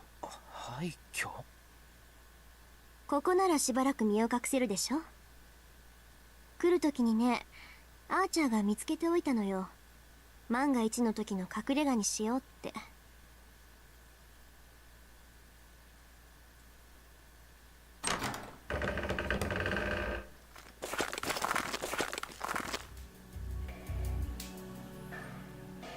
Trees choke the ruins. Only one of the rooms on the second floor remains more or less intact. The windows are miraculously undamaged, and the brilliant moonlight casts the room in its pale glow. ほー、割合綺麗じゃない。もしかしたら最近まで誰かが寝泊まりしてたのかもね。Nothing phases this girl. Tosaka steps over to the rubble and pats the bed near the wall with both hands. シローこっち。セイバーを寝かせないとまずいでしょ。人に抱かれているのって結構体力使うのよ。まあ今行く。 I lay Saber on the old beat-up bed. どう？苦しい？セイバー。まだ体を動かすのには問題ない？ええ、シローがここまで運んでくれましたから、まだ体を保っていられるようです。そう。ならあとはこっちの問題だけか。あれから1時間、イリアスフィールが追ってくるにしてももう少し時間はかかるわ。うん、探すのに手間取れば朝方ぐらいまでは隠れていられる。 She's just reminded me of something. We've run as far as the ruins, but what's happened with Berserker and Archer? He stayed in the castle to hold Berserker off. It's already been an hour. Archer should have retreated from the castle by now. 父さんあいつは Tosaka doesn't respond. She only presses her right hand to her heart like she's clutching something precious. And that's enough to tell me what happened to Archer. Tosaka's command spell is on her right arm. The master and their servant are connected. In the same way Saber was able to detect when I was in danger, the master can sense whether their servant is alive or dead. 父さんあいつはまあね、足止めだけでいいって言ったのにさ、あいつ最後までキザだったな。 Silence falls between us. It feels like the silence will last forever, but then... けど無駄になんかしない。アーチャーを失った以上、バーサーカーはここで倒す。 The sound of Tosaka punching her hand into her fist breaks the silence. 悔やむのはここまでよ。悩んでいる暇があったら行動するのが私の信条。ここまで来たらあなたにも覚悟を決めてもらうからね。覚悟って何のだよ。決まってるじゃない。イリアスフィール、バーサーカーを倒す覚悟よ。セイバーを連れてたらこの森からは出られないし、彼女を自然に回復させるにしたって時間がかかる。どのみちイリアに追いつかれるわ。わかる？私たち3人揃って森を出るにはバーサーカーを倒すしかない。 Right. それができなければ私たちもアーチャーの後を追うだけよ。まさかを倒すだって。 That monster? Defeat that invincible whirlwind of death. I can't imagine that being possible. If we fight, we die. Tosaka should understand that perfectly herself. Is her plan still to defeat him even knowing that? いや違う。 What am I saying? Tosaka's not saying we can beat it. She's not so blindly optimistic. そうか。 We're not going to beat him to win. I should have realized that from the very beginning. 倒すしかないんだな。 That's all there is to it. If we don't want to die here, we have to defeat that monster. そういうことよ。けどそれほど絶望的な状況ってわけでもないわ。いくらバーサーカーだってアーチャーと戦った後なら何らかの傷を負っているはずよ。私だってとっておきの宝石を全部持ってきてるし、セイバーさえ回復すれば打開策の一つや二つは作り出せるわ。逆に言えばね、バーサーカーが傷を負っている今こそイリアスフィールを倒せる最大の機会だと思わない？けど肝心のセイバーを回復させる方法があるのか。こんな場所じゃ満足な治療もできないんじゃ。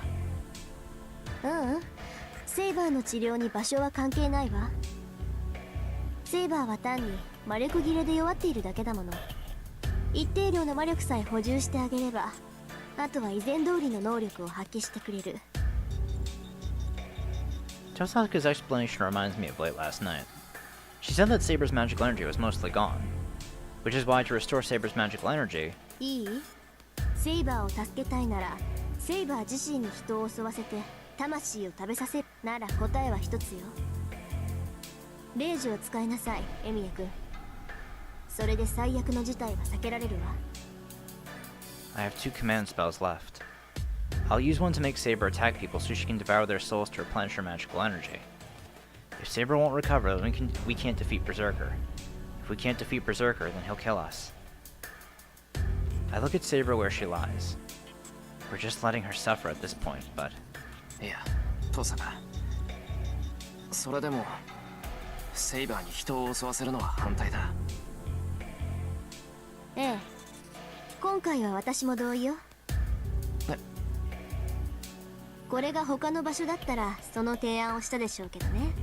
Well, there's also that there's no fucking people around here. でもここはイリアスフィールの庭の中。人の魂なんかどこにもない。あの城の中にはバーサーカーとイリアスフィール以外の誰かがいるかもしれないけど、それ食べさせるためには外に出ないといけない。本末転倒になるってことか。 Right. Tosaka nods. I'm relieved not to have to make Saber attack people, but then how are we supposed to replenish Saber's magical energy? でもどうするんだトサカ。そもそも俺がセイバーに魔力を補充できないから困ってるんだよな。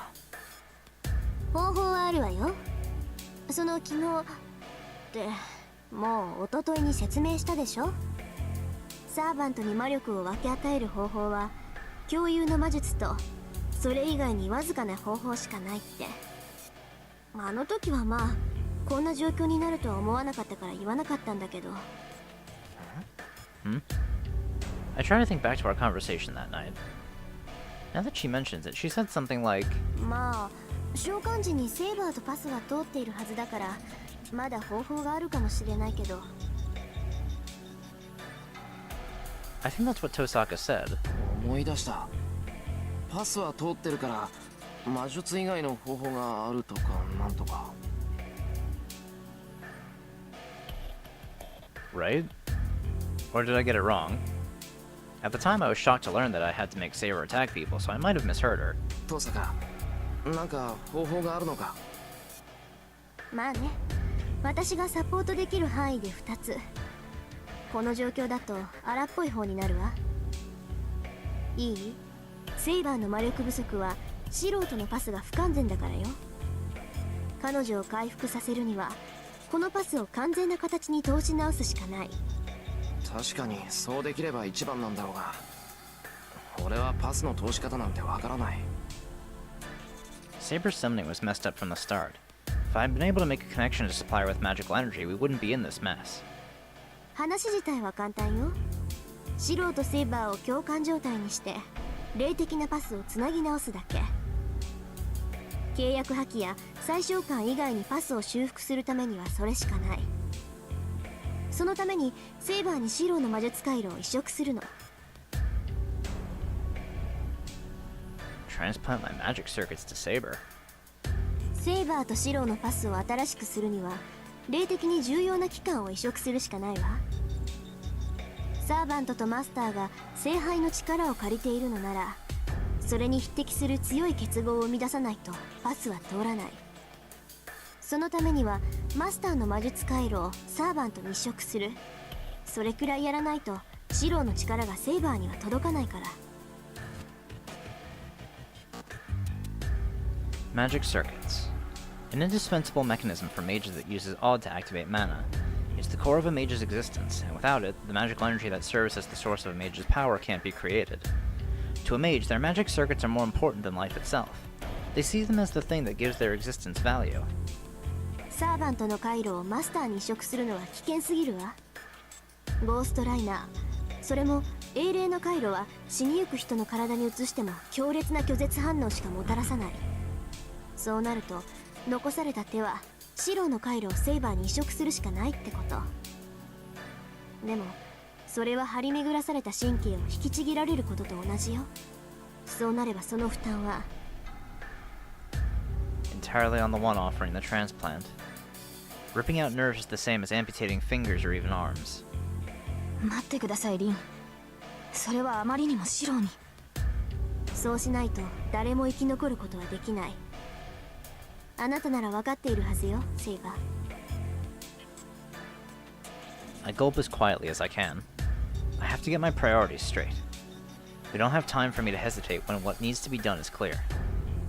トサカ、それは成功するのか。成功させるわ。でも成功させることはそのまま安全につながるわけじゃない。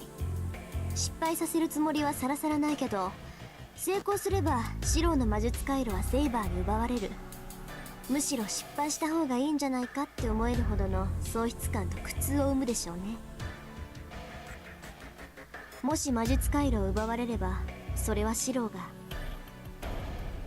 It would mean that my secondary nerve, my missing magic circuits, would be like a piece torn from my psyche and would damage the spiritual body's integrity, creating a fatal flaw in me as a mage. I will never regain that missing piece for as long as I live. My hope of becoming a full-fledged mage from experience alone will die. Once I lose my foundation, my magic circuits, I will always be incomplete no matter what. I nod, for my own sake. Is that all? I'd rather save Saber. よしやろう遠坂。早っ。決断が早いのはいいけど、本当にどういうことなのか分かってるの？分かってる。遠坂教えてくれただろ。分かってるわけないじゃない。いい？セイバーを救うために私はシローに魔術師として死ねと言ってるようなものなのよ。なのにどうしてそんなに反論もしないでうなずいて。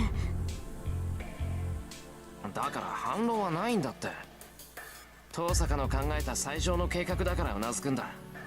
もっと自分の計画に自信を持てよ遠坂。そんな風に慌てるとこっちが不安だ。それにそうしないとセイバーはバーサーカーと戦えないんだろ。そうよ、そうだって言ってるじゃない。だろ。それに俺たちには犠牲がないわけじゃない。あいつが稼いでくれた時間のためにも戦って勝たなきゃいけない。His stance told me to go.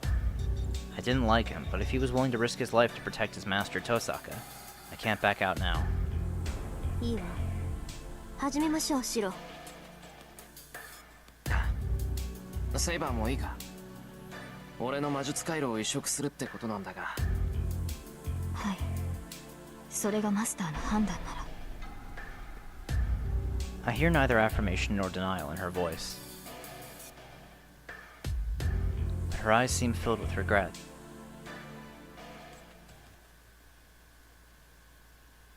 I guess Tosaka is going to prepare us for the transplant. I don't know the procedure, so I just have to leave it all to Tosaka. まずはセイバーからね。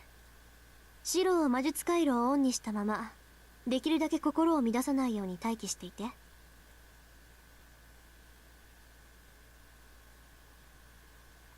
I close my eyes and switch over the artificial nerve in my body. Thanks to Tosaka's instruction, I've been able to turn my circuits on and off effortlessly.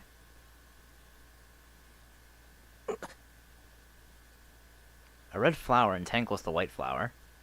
Tosaka climbs up to straddle Saber, who lies still. Then she begins to run her fingers freely along the curves of Saber's slender form. 待て遠坂、お前セイバーに何をする気だ。何って、セイバーにもリラックスしてもらおうと思って。セイバーが力を抜いてくれないと成功率が下がっちゃうし。ああ、そういうことか。悪い、続けてくれ。ええ、どうも。それじゃあ服を脱ぎましょうか、セイバー。は？いちいち驚かないの。脱ぐって言っても一部だけよ。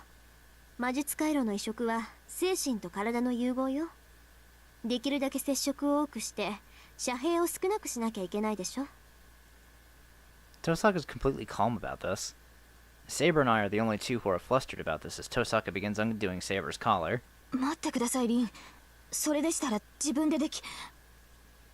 腕を上げるのも辛いくせに強がらないで。はあ、それともエミヤ君、マスターの責務としてセイバーを自分で脱がせたいとか。 Rin. I want to call her a fool, but I snap my mouth shut. All jokes aside, I'm not suited to a task like that. If I had to do it, I wouldn't be able to maintain my composure. すまない、そっち任せた。よろしい。そういうわけだからシローも脱ぎなさい。は、上着脱ぐだけでいいから。下まで全部脱いだら殺すからね。 I can't tell if she's joking or being serious. It seems like I need to strip to connect with Saber, though. シロ、お願いです。しばらく背を向けていていただけないでしょうか。わかった。準備ができたら言ってくれ。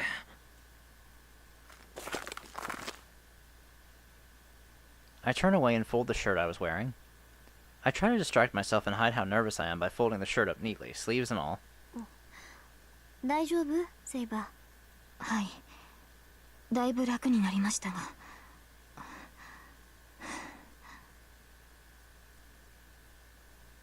I need to calm down. I try to get my fear under control as I find myself dreading how painful and difficult the magic circuit transplant will be, and how it might fail. This is just a step along the path. I should be more worried about the fight with Berserker that comes after this. いいわよシロ。ああ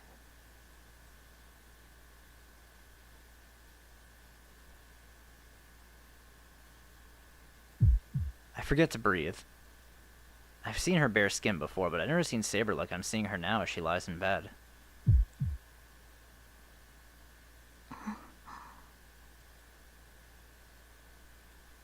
It must be all this tension in the air. It's not just me. Saber's acting weird too. She acted normal when I saw her bare skin before. シロ、こっち。ここに上がってセイバーに覆いかぶさって。 It's like someone else is controlling my body. I'm walking towards the bed, but it doesn't seem real to me. セイバー、同調までは私がやるわ。それからあとはあなたにお願いするけど、持っていきすぎないように注意して。少なければ少ないほどシロの負担は減るから。わかりました。お願いします。リン。 I have no idea what they're saying. Right now, it's all I can do to breathe. We get even closer. We're so close our skin is almost touching. I feel Saber's weak breath on me. I support my weight on my hands. My body's so close to hers. 変革準備。実質。棒が接続開始。 The chant begins. I try to focus my consciousness on what's happening, to clear my mind so I can sympathize with Saber. 小さく小さく小さく小さく円環航路開示。 I only see Saber's face. She's already in a meditative state.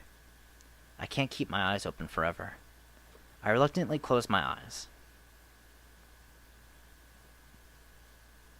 大きく大きく大きく大きく。愛路行動連続閉鎖。 My senses begin to fade. It's the same floating sensation as when I create my magic circuit every night. The feeling of my ego, my mind, leaving my body. This time, though, it's running in reverse. Normally, I feel that sensation coming from my back. But right now, my consciousness is escaping from my chest. The five senses are functions associated with the physical body. The moment my consciousness leaves my body, I lose my sense of hearing. But my ears are more sensitive to Saber's breathing. Her slow, steady breathing begins to speed up. I hear the heart pounding in my chest. Blood rushes through my veins. I leave the vessel known as Shiro Emiya and slide into her body.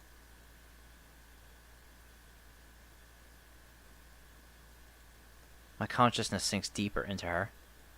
Myself swirls and converges, invading her as a solid crystal. Pulsing hot breath. Our hearts, not our bodies, touch. シロ。 Her voice rings out like a bell. And in response, my essence escapes my physical body.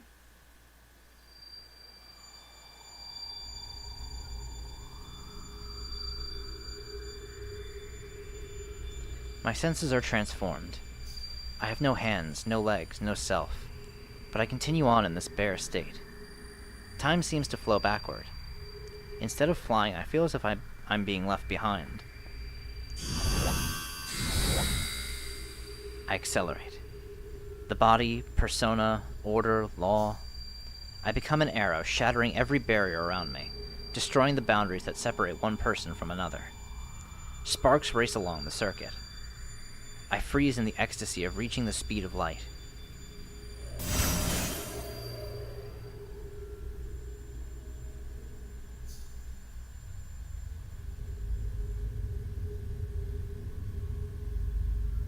They say a person's life flashes by in a single instant. The flashbacks are cruel. Every instant passes by in the blink of an eye. I can't look at it directly, so I find myself going emotionally numb. This is a mental journey. I'm reminded just how comforting our physical bodies, our anchors, can be. I visualize the foundation of magecraft. The human operation is quantified. Hundreds of institutions, millions of joints form a circle. The endless complex patterns are in fact just a highway formed by simple repetition, all heading into the vastness of the future. It's like a vehicle of some kind headed toward a darkened city of light. Here in the present, my thoughts pass by at the speed of light.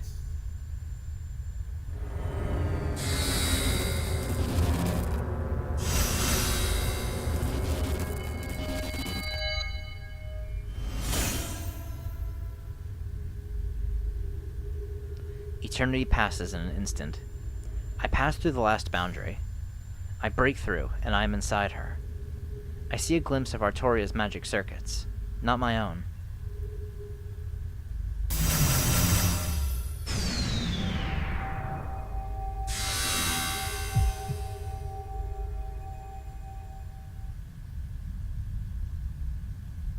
The changes are extreme. The speed and light of the world vanish all at once. Here it is dark. Here it is heavy. The pressure of it pushes against my bodiless form. The air is so thick I may as well be underwater. My body sinks, feeling only the agony of being clamped in a vice. The path is deep and I can't see the bottom. I feel myself fall through the thick twilight, plummeting deeper into an even denser darkness. It seems impossible that, just a moment ago, I traveled 10,000 miles in the blink of an eye. Now even going a single mile seems like it would be an arduous, eternal journey. I feel neither light nor hope. Are these really Saber's magic circuits? They're completely different from mine. The shape of the circuits, the number of pathways, all that differs from person to person. But this is unlike anything else. This isn't a matter of scale or ability. Saber's magic circuits are fundamentally different than a mage's. The path rumbles. Every time it does, my tiny self nearly shatters. I don't know what Saber's magic circuits are like, but I can tell the sympathizing magecraft is functioning properly.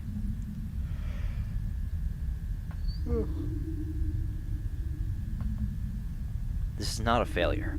The dark, heavy pressure of this place doesn't seem like Saber, but it's also not an impure place. It's brimming with life. The flowing air is blood in a swirl of magical energy. I realize I've forgotten to breathe. I haven't needed to. Sinking is painful, but it's not life-threatening. I look up into the darkness I've sunken into, but I seem to be past the point of no return. I can't see anything in this darkness. I'm submerging gradually, but the distance ahead is infinite.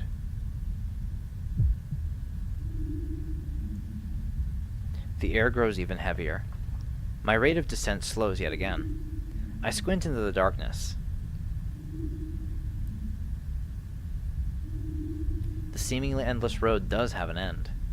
I feel the heat of Saber's body. I feel her every breath, so close. The final destination. I reach the source of Saber's magic circuits, the center of her mental world.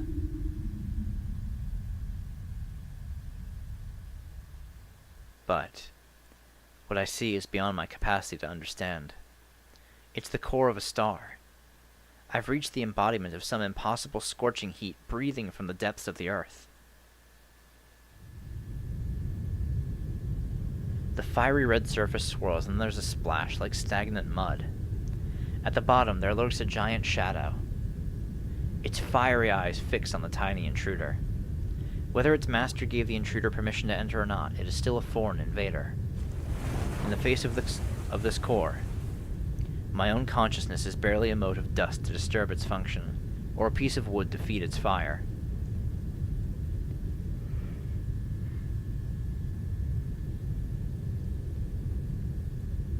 I gulp, even though I have no throat to swallow with. I take in the entire scene. These are Saber's magic circuits. A heart beyond anything human, so different from ours, which we imagine as lines and circuits. This is a reactor core. If a mage's body is a machine for creating magical energy, then what I am seeing now is an entire factory. But the core is inactive. The key that should activate the core, the spark of power to bring the whole thing to life, has been cut off. Despite the overwhelming ability this core has to produce massive amounts of magical energy, it lacks the initial charge to activate itself. It floats overhead, a stagnant sea of fuel. No matter how much undiluted magical energy it fills up this endless space, it's useless. It needs to ignite. Even a tiny spark could do the trick. So long as the pathway for magical energy is connected, the core will roar back to life. And to do that, something beyond human knowledge awakens. Pathways running over the lake of magical energy begin to swirl. Red air explodes upwards in a raging pillar. Is this what it is like to stand in a thundercloud?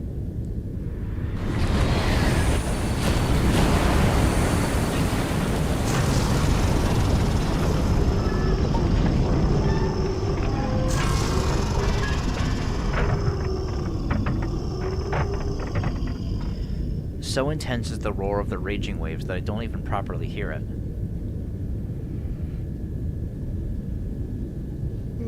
Why do I keep yawning? In the same way something too massive can't be properly seen, the roar is its own kind of silence to me. What appears at the heart of that blazing core is the embodiment of every threat mankind carries in their hearts.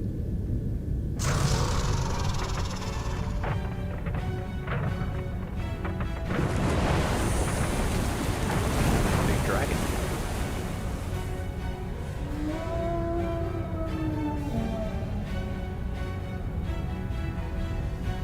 It has been said that the king is a red dragon that symbolizes Britain. Phantasmal blood runs in their human veins, the child of a sacred star.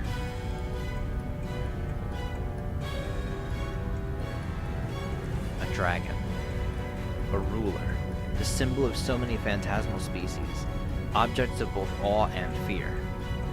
The pinnacle of all beasts, appearing at times as a demon, at times as a god. This is what lies in Saber's subconscious. Its otherworldly form suits the servant said to be the best.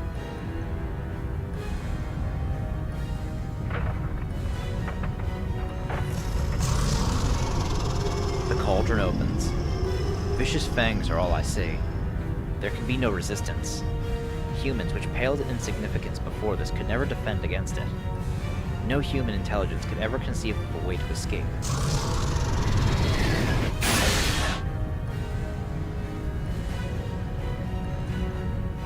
Must be famished. It devours its prey, which would normally seem as inconsequential as motes of dust with its bloodshot eyes.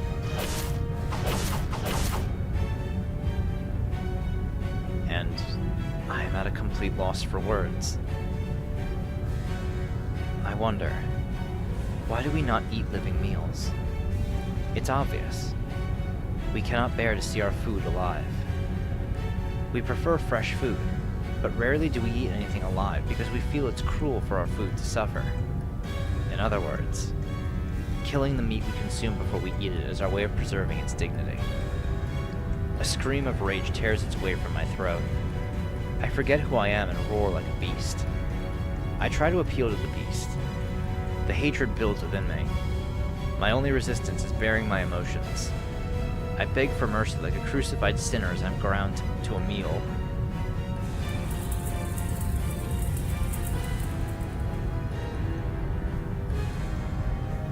My consciousness grows hazy, muddled. Every purpose and meaning in my life falls away. Any hope of retaining my sanity is as long gone as creation itself.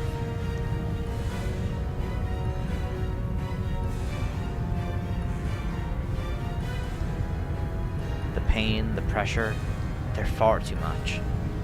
And then, when I came to see it only as a monster,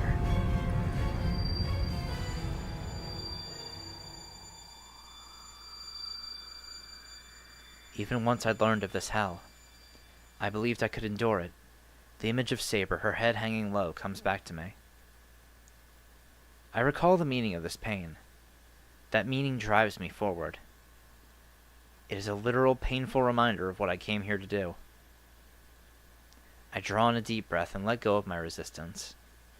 It's not the dragon's fangs I should be fighting, but the pain twisting through me. I'm not here to run from the pain. I'm here to save her pain, to live up to the trust she's placed in me time and time again. And so, I'm here to give her the best thing that I, who has no hope of fighting, can give. The pain is indescribable. I can't reach out to my ground down consciousness. I hone my awareness like a blade, silently, as if I were asleep. Here, eternity is but an instant. As long as I can endure this pain, even for an instant, my consciousness will remain. Alright then. I won't let myself feel an ounce of fear. I shall dedicate this pain to you, who will be the one to fight.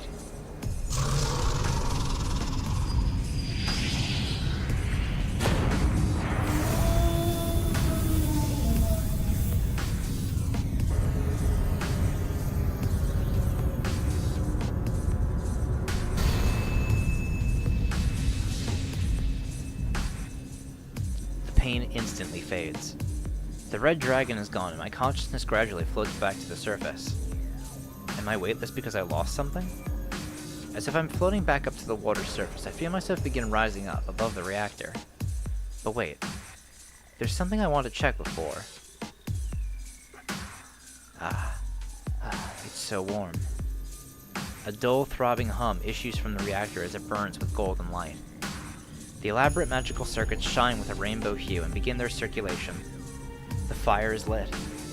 I may be an untrained amateur of a mage, but today I fulfilled my role as her lord. I surrender my body to the wind and float upward.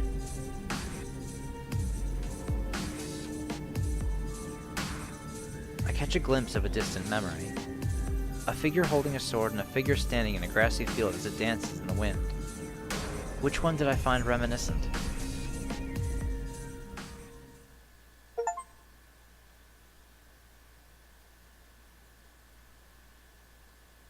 I feel sunlight on my eyelids and slowly open them. Dazed and confused, I check over my own body. My arms and legs are fine. I don't see any wounds. Maybe the pain faded the moment I was able to endure it. My physical wounds and even the mental scars seem to have been healed. Shiro. I hear a weak voice from under me. The feeling of her soft skin immediately makes me realize who's speaking and the position we're in. Saber's lying on the bed with her blouse in disarray, while Tosaka is sleeping, cradling her knees to her chest. Tosaka may be fine, but Saber's been under me like this the whole time. おはようセイバー。はい。おはようございます、シロ。We exchange awkward pleasantries. Saber slowly gets up and rearranges her blouse. Crap, we're so embarrassed we can't look each other in the eye. もう起きられるようになったんだセイバー。はい。魔力の供給を受けられるようになりましたので。She seems to be back to her normal self. When I carried her here last night, she was so weak it seemed like she might disappear at any moment. But that weakness is gone now. そうか。よかった。成功したんだ。魔術回路の移植は。はい。ですからその服を着ていただけませんか、シロ。その格好のままだと私もなぜか話しづらい。I look down at myself. そうか、そうだよな。そうだった。I hastily reach for my neatly folded shirt. It was nice of Tosaka to fold it up like that. Wait, no, I did that! Why did I fold it so tight?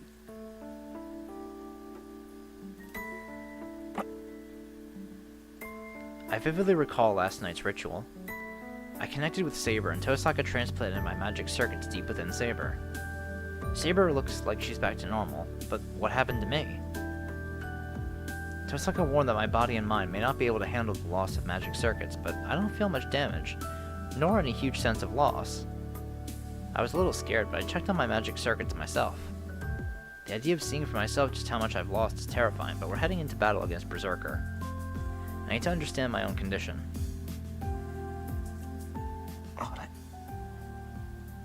I don't know how to explain it. The overall function of my magic circuits feels sluggish, but there doesn't seem to be any obvious damage. I was chewed to pieces, but my magic circuits are still intact. Looks like I'll still be able to do my strengthening magecraft. そうか。これって。I assume the magic circuits I rarely use were the ones Tosaka took. I only activate about 1 to 4 circuits when I do strengthening, since I can't do large-scale magecraft anyway. I've never fully activated all my circuits. So she transplanted the circuits I don't use to Saber. シロ、 I close my eyes to assess my situation. It seems this won't affect my strengthening magecraft. But this sluggishness, like I'm wading through water, is because my capacity for magecraft has decreased. In exchange, though, I feel that I'm connected to something important deep inside myself. I can't tell exactly where it's coming from, but there's a faint line that connects me and Saber. I've gained something truly important in exchange for my lost circuits. 申し訳ありません、シロ。 Saber speaks up from somewhere behind me. シロの回路を得る際に必要最小限にとどめるよう努力はしました。ですが、その最低限の量ですら人から得るには多すぎた。もしやシロに消せない傷跡を残してしまったかと思うと、謝罪のこと、これは私の不覚です。私が書くも力足らずでなければ、シロには。そんなことはない。セイバーは謝らなくていいんだ。そもそもの原因は俺が魔力の供給をできないでいてセイバーに迷惑をかけていたからだろ。でもそれもこれで解決した。これからはちゃんと魔力の供給ができる。ああ、これで本当に胸を張ってセイバーのマスターだって口にできる。ですがシロ、俺の魔術回路のことは気にしなくていいよ。どうせ使わないものみたいだし、むしろない方がすっきりする。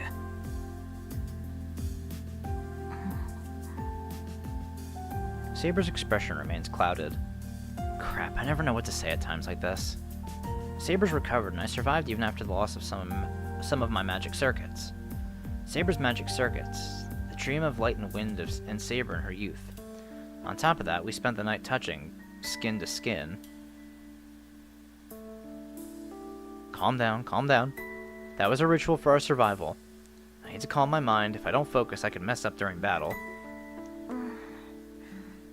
Oh, hey, Rin. The sleepy rhythm of Tosaka's breathing halts and she grunts. Looks like Tosaka's awake too. おはようございます、リン。よう、トサカ。おはよう。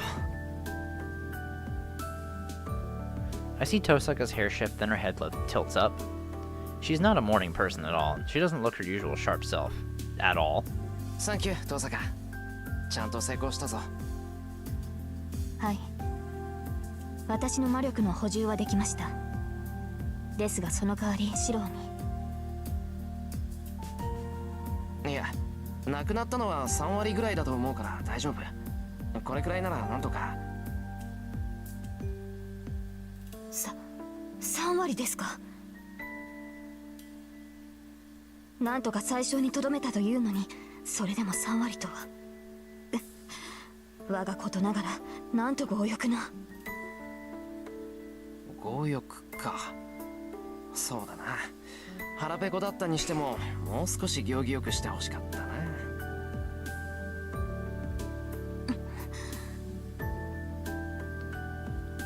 Tosaka joining us helps dispel the awkwardness between Saber and me. Now we're back to normal.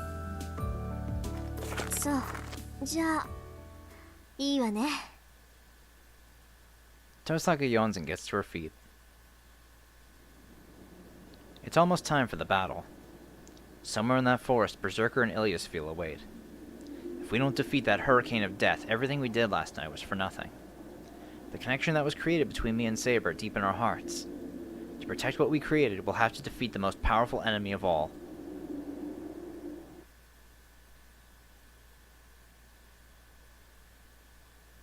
Man, this is gonna be a fucking long one, huh?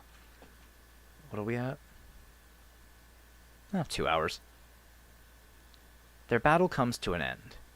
The two fought fiercely, and it ended with the disappearance of the Red Knight.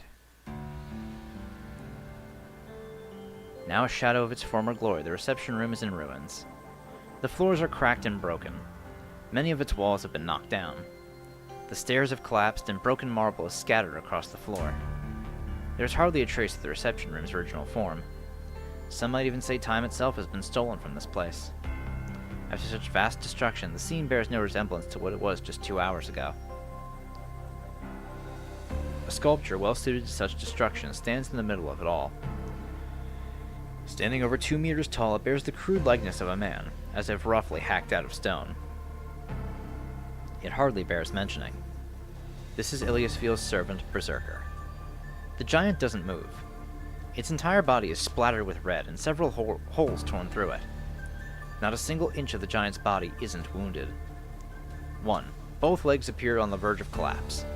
2. A massive gash on the neck. 3. Arms practically hanging off its elbows. 4. Something has pierced it from shoulder to groin. 5. Blood gushes from its chest. 6. Its belly is torn open. Berserker is not moving. He will. It's clearly a corpse. The battle itself lasted less than an hour. The result, unexpected. Berserker's master is beside herself. She should be picking off what remained of her prey, but instead she just stands there, staring at the devastation. 信じられない。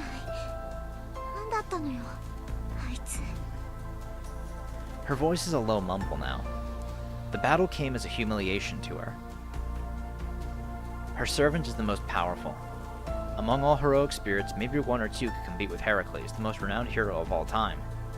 And yet, some unknown archer defeated him. The Red Knight fought on equal ground with Berserker, and in the end even killed Berserker, which nobody else had even thought possible. And for that, he can never be forgiven. To Ilia, it is as if she has just been stabbed in the heart by a passing insect. She prided herself on being the strongest master. For her to lose to the sort she should have so casually trampled must be unthinkable. ああ、もう頭にくる。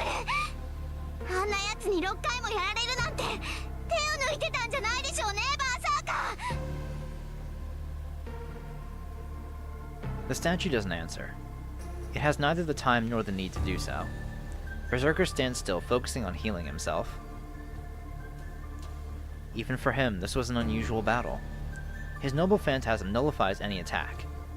So long as the attack is not of the highest possible class, it won't so much as scratch him. As such, he rarely sustains any wound. In his own time, none could harm him after he attained greatness. But here, now, he's been hurt 6 times. Archer delivered 6 fatal blows. Each of his attacks was of a different sort. That is because even the strongest attacks won't work twice on Berserker. Strange as this battle was, the most truly bizarre part was, if Archer was a hero with so many different abilities, his identity should have been obvious. But even after his body was pulverized, Archer's identity remained a mystery. What was really surprising was how he carried himself in a way that seemed contradictory as a servant. A faint light flickers in the pupils of Berserker's eyes. Were Berserker a normal, rational servant, he would probably feel pretty bad about how this battle went.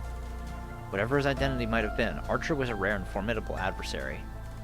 If only Berserker's sanity hadn't been taken from him, he would have fought to his heart's content, and maybe even enjoyed himself. 許さない。許さないんだから。よくもここまで私を侮辱してくれたわね。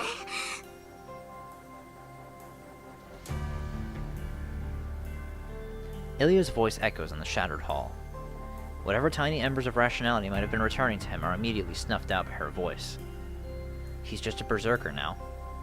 His role is to overwhelm and annihilate his master's enemies.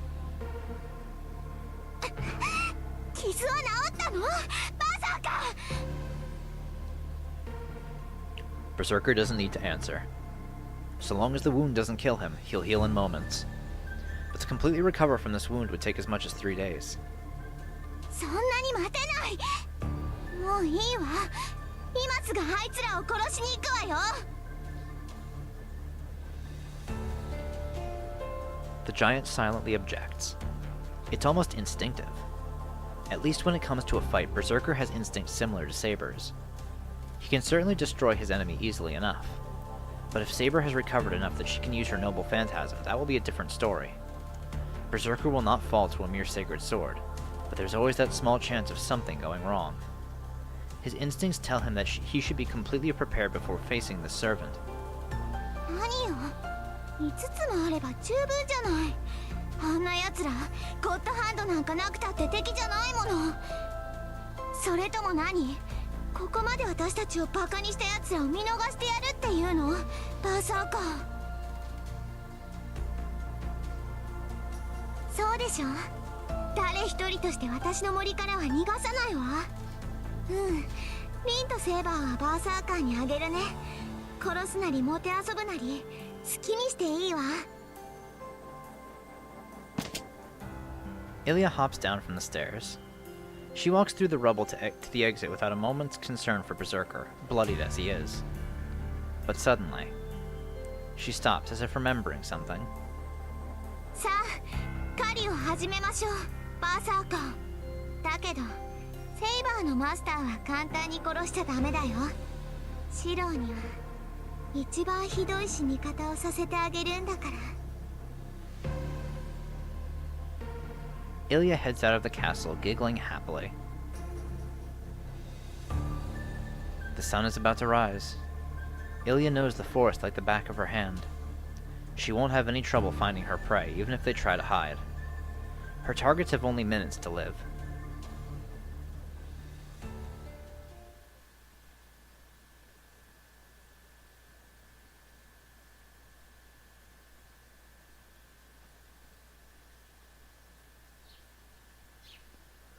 And I don't know why, but I am forced out of the ruins. Tosaka kicks me out, saying that girls have to make some adjustments, and changing and stuff like that. くそ、何言ってんだ。男だっていろいろある。 I lean against a wall as I grumble. I guess I sound like a sore loser, and that's exactly it.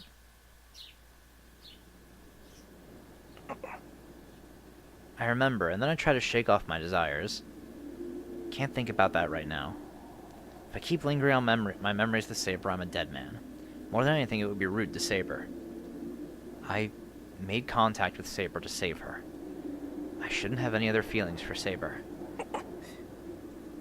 What a crock. It's such a pathetic excuse, even I don't believe it.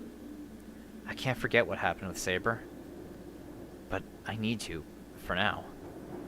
Honestly, I don't have time to worry about that kind of stuff. Our concern right now is how to fight Berserker. そうだ、自分にできることをやらないと。あいつだって最後にそう言ってたじゃないか。 I think back to Archer. I never warmed up to him, but every word he said stuck with me. I stare at a tree branch. There's only so much I can do. I may not be much help, but I'm going to do whatever I can as best I can. For starters, I snap up a nearby tree branch. Then I try to find other straight branches. シロー、終わったから入ってきて。 Tosaka's voice reaches me in my search. I head back to the ruins, carrying the branches I collected. Well, the only other problem is whether I can act anything approaching normal around Saber after looking into her heart, however briefly. こちらです、シロ。リンから話があるそうです。 I guess I was worrying over nothing. Saber's her usual self. Unlike me, immature as I am, she's probably just approaching this pragmatically. ああ、今行く。 Damn, I'm not going to let this get me down. I'm so damn dumb being the only one blushing over this, so I'm going to do my best to keep my composure. 来たわね。それじゃあ作戦会議を始めるけど、会議って言っても口論し合う暇はないわ。バーサーカーを倒す方法も限られているし、とりあえず私の話を聞いてもらえる？ Saber and I nod. 作戦としては単純よ。まともな方法じゃバーサーカーとは勝負にならない。勝つためには奇襲。仕掛けたのなら反撃させずに一撃で首を落とすのが絶対条件だと思う。同感です。バーサーカーと打ち合ったところであれには致命傷を与えられません。倒すのならば打ち合いの外から消すべきでしょう。打ち合いの外からって、バーサーカーが俺たちに気づく前に先回りして襲うってことか。そりゃあいつと正面から戦うのは無謀だけど、そっちの方はもっと無謀だ。あいつが奇襲なんてさせる玉か。ええ、バーサーカーに気づかれずに近寄るなんて都合のいい作戦はやらないわよ。 Yeah, I don't really think we have that skill set in us. あっちにはイリアスフィールがいるんだもの。 That too. 少なくともセイバーとシローの気配は簡単に感知されるわ。私は気配を隠せるから大丈夫だけど。 I don't understand the logic, but I get the sense Ilya can detect me and Saber. And if Tosaka is the only one who can conceal herself, まさか奇襲をするのは遠坂だって言うんじゃないだろうな。当然でしょ。一番に狙われてるのはシローなんだし、この中で一番動きやすいのは私だもの。後ろからバッサリってバーサーカーがそんな甘いわけないだろ。そりゃそうよ。だからセイバーに隙を作ってもらうの。セイバー、体はどのくらい回復した？通常戦闘ならば問題はありません。ですが宝具の使用は避けるべきです。今の魔力ではおそらく使った瞬間に体を維持できなくなる。たとえ使ったとしても純度は落ちていますから、バーサーカーを倒せるとは思えません。ええ、それで十分よ。セイバーにはバーサーカーと打ち合ってもらうわ。もちろんシロも一緒で、私は隠れて様子を見る。イリアスフィールから見れば私はおまけみたいなものだし、いなければ2人を見捨てて逃げたとか思うんじゃないかしら。はあ、それはまあ可能性はなくはありませんが。 yeah. 可能性が低いならあげて。シローはイリアスフィールと仲がいいみたいだし、うまく話せば騙せるんじゃない？ Tosaka looks at me meaningfully. 反論はあるけど引き受けた。遠坂は逃げたって言えばイリアはまず信じるよ。あの子は人の言葉を疑わないと思う。だとしても問題はあります。私がバーサーカーと対峙するのはいい。ですがシローに同じことはさせられません。シローではバーサーカーの一撃に耐えられない。誰もシローに殴り合えなんて言ってないわ。シローはセイバーから離れて後方支援。セイバーだけじゃバーサーカーを押し切るのは難しいから、危なくなったら助けてあげて。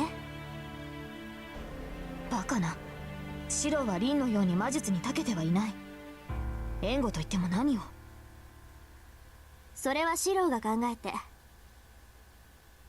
もっともバーサーカー相手だとマスターが介入する余裕なんてないわ。シローだけじゃなくて私だって手を出せばセイバーの足を引っ張るもの。それでも一人だって遊ばせる余裕はないの。シローが殺されればセイバーもおしまいっていうのは分かってるけど、ここはそうしてもらうわ。初めから賭け事みたいな戦いなんだから。 Yeah, it really is. We either throw everything we can to get Berserker, or we die. それはそうですが。 Saber makes a face and falls silent. Since Tosaka's gone quiet too, she must understand how reckless her proposal is. I can't blame them for being worried. The night I met Saber, the night Berserker attacked, the only thing I managed to use to defend her was my own body. There's a strong possibility that we're headed toward a repeat of what happened that night. So while it may be best for me to distance myself from the battlefield, I'm not going to do so unless they force me to. 分かってる。遠くからの援護は何とかしよう。 Was it really that much of a surprise? 離れたところからセイバーを援護すればいいんだろ。それなら何とかなると思う。 I grab the tree branches I gathered earlier as I say that. They're just the right length and exactly the right kind of flexibility. This is the first time I've done this kind of strengthening, but I don't think I'm wrong in principle here. Basically, I just need to layer my strengthening until it turns into something substantial. Besides, he had something like this, so I can use it as a reference. On top of that, magical energy has been flowing through my body for a while now. All I have to do is repeat my usual process. I analyze its basic structure and change it. I analyze the material's composition and reinforce it. Starting from the branch, my results should be his bow, But something's missing. I need to think of this from the standpoint of creation. If I want to make something as close as possible to the real thing, I need to envision everything I can about it, down to the smallest detail. I opened my eyes. The warped branch was the right shape, but something wasn't... 似ても見つかね It's ugly, distorted, and yet I can tell it will work fine as a bow. Now I just have to create an arrow following the same concept. シロ、今の。え。ああ、シンジとの一件でなんとなくコツが分かった。遠坂も言ってただろ、力みすぎるなって。そう。まあ手段ができたのはいいことだし、今はいいわ。話を戻すけど、とにかく2人にはバーサーカーと戦ってもらう。私はあらかじめ木に登って上から様子を観察してるから。で、セイバーがなんとかバーサーカーに隙を作ったら、死角である頭上からとっておきの宝石を使い切ってバーサーカーを串刺しにする。作戦としてはそれだけの単純なものだけど。Tosaka turns her attention to us, checking whether we have any questions. 宝石というのは輪の魔術ですか？だとしても生半可な魔術ではバーサーカーの体には届きません。彼を傷つけるには最大純度の攻撃でなければならないのですから。分かってる。要するに A 判定の攻撃でないとダメなんでしょ？ As she says this, Tosaka pulls several jewels from her pocket. その宝石は？私が物心ついた時からために貯めた貯金みたいなものよ。これ一つで A 判定の大魔術を即座に発生させられる。10個あったんだけどね。そうか。あの時の魔術ならば確かにバーサーカーは防げない。Alright. 彼には私のような対魔力はありません。魔術であってもそれが A 判定ならば問題なく貫通する。そういうことよ。本当は小出ししていこうと思ったけど、悠長なことは言ってられないわ。バーサーカーには特別に2つか3つは叩き込んでやるんだから。Tosaka puffs out her chest confidently. However, おい、なんか半端にせこくないか、お前。同感です。私が言えることではありませんが、せめて半分使い切るぐらいの気前の良さが必要だと思うのですが。yeah, better than playing it safe. Or at least play it safe. 何よ、そんなの人の勝手でしょ。あなたたちね、私がどれほど苦労してここまで貯めたって思ってるのよ。Saber and I protest silently. Tosaka's life depends on this operation too. We can't let ourselves fail just because she's being stingy. 分かったわよ。半分使えばいいんでしょ。使えば。 Thanks for climbing on board, Rin. 何よ、言ってみただけじゃない。私だってそれくらい分かってるんだから。とにかく作戦はそれだけよ。あとは私が隠れられて、シローがセイバーの援護をしやすい場所を探さなくちゃ。イリアスフィールが来る前にいい場所を見つけましょう。Yeah, we can't stay in these ruins anymore. And like Tosaka said, we need to find a place where we can all lie in wait for Berserker. But before that, I'm worried about Saber. I wonder if Saber's really okay. She says she has no problems fighting, but wouldn't it be hard for her to go up against Berserker when she's so weak? Or, I suppose I'm more concerned about her noble phantasm. 使えばその瞬間に体を維持できなくなる。That's what Saber said. That means Saber will disappear the instant she uses that attack. セイバはい。何でしょうか、シロ。ー、ああ、戦う前に一つ約束してくれないか。ええ、それが私にできることならば構いませんが。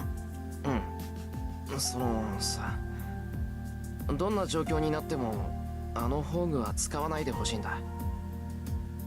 地上であんなものを使ったら大事だし、それにバーサーカーを倒せてもセイバーが死ぬなんていうのは嫌だ。ええ、分かっています。私も宝具を使う気はありません。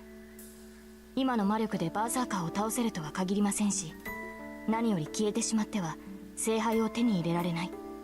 Exactly, it's in everyone's best interest. She's as direct as ever. It's a relief to hear. よし、いつものセイバーだ。うんざりするほど冷静で安心した。それはどういう意味でしょうか、シロ。いや、タイはないよ。いいから外に出よう。遠坂を待たせるとまた文句を言われるからな。そうですね。リンはシロに文句を言うのが趣味のようですから。And with that kind of weird observation, Saber turns to leave the ruins. But then, she trips on a chunk of rubble and stumbles forward. I quickly grab her hand from behind. ほら、足元危ないぞ。散らかってるんだから気をつけないと。Oh. Huh. Saber seems to be blushing. セイバー、どうした？なんかあったのか？いえ、そういうわけではないのですが、手を握られていると、Saber's face turns a deep crimson. She must look like I did a few minutes ago. I find myself blushing too now. With her hand in mine, I suddenly remember the sensations I felt with Saber, and quickly pull my hand back. The two of us stand rigidly, saying nothing. 外に出よう。早く行かないと時間がない。そうですね。急ぎましょう、シロ。We head out after that bit of awkwardness.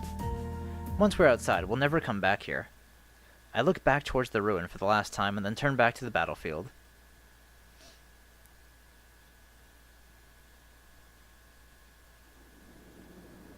We reach a clearing in the forest. The sun is rising and a white layer of morning mist blankets the forest. Compared to the much denser forest around us, this is a good vantage point. 遠坂、ここ悪くないんじゃないのか？そうね。条件はいくらかクリアしてるけど、見晴らしが良すぎるのがどうもね。これじゃあ私はともかくセイバーとシローの逃げ道がないもの。Tosaka is such a perfectionist if she's even considering escape routes. 丘を渡りましょう。大丈夫。まだ時間はあるわ。Tosaka returns to the forest. But Saber stands motionless, staring off into the distance. セイバー、何してるのよ。早くしないとイリアスフィールに。Uh-oh. Too late. A chill runs up my spine. I could never forget this feeling. I can't see him or feel his presence. But the sudden weight of air pressing down around me is definitely coming from him.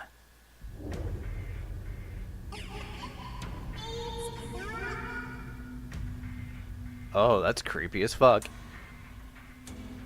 Ilya's voice echoes from somewhere in the forest. Beyond the mist. From deeper in the forest, a dark figure approaches.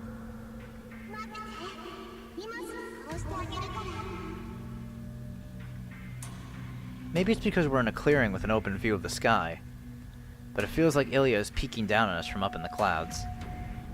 やば、あいつもうシロを見つけたの？まずい、ここじゃ視界が広すぎる。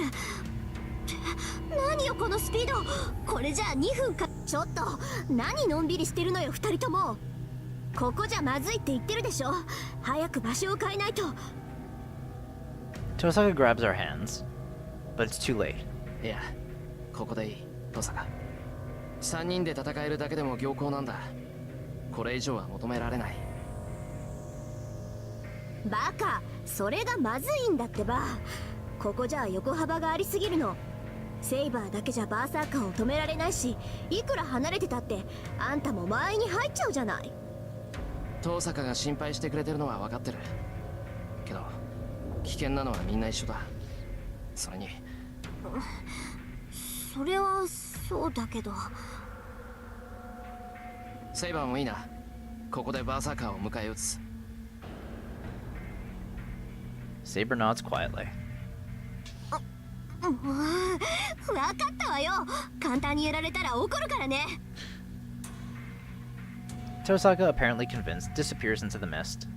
Once she goes into action, she acts quickly. She darts into the forest and then scrambles up a tree. 来るぞセイバー、準備はいいか？あなたも戦いが始まったら決してここから前には出ないように。何があろうとバーサーカーをここには近づけさせません。 The mist wavers. Out of the morning fog, a dark shadow spreads across the clearing. A mad warrior led by a pale girl steps into view. 意外ね。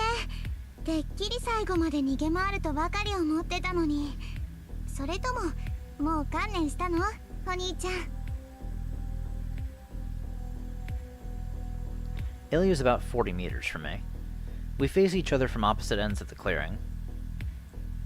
セイバーは治ったんだ。そっか、だから逃げ回るのはやめにしたのね。欲しいな。そんなことで私に勝てると思うのは可愛いんだけど。残念ね。シロはここで死ぬんだもの。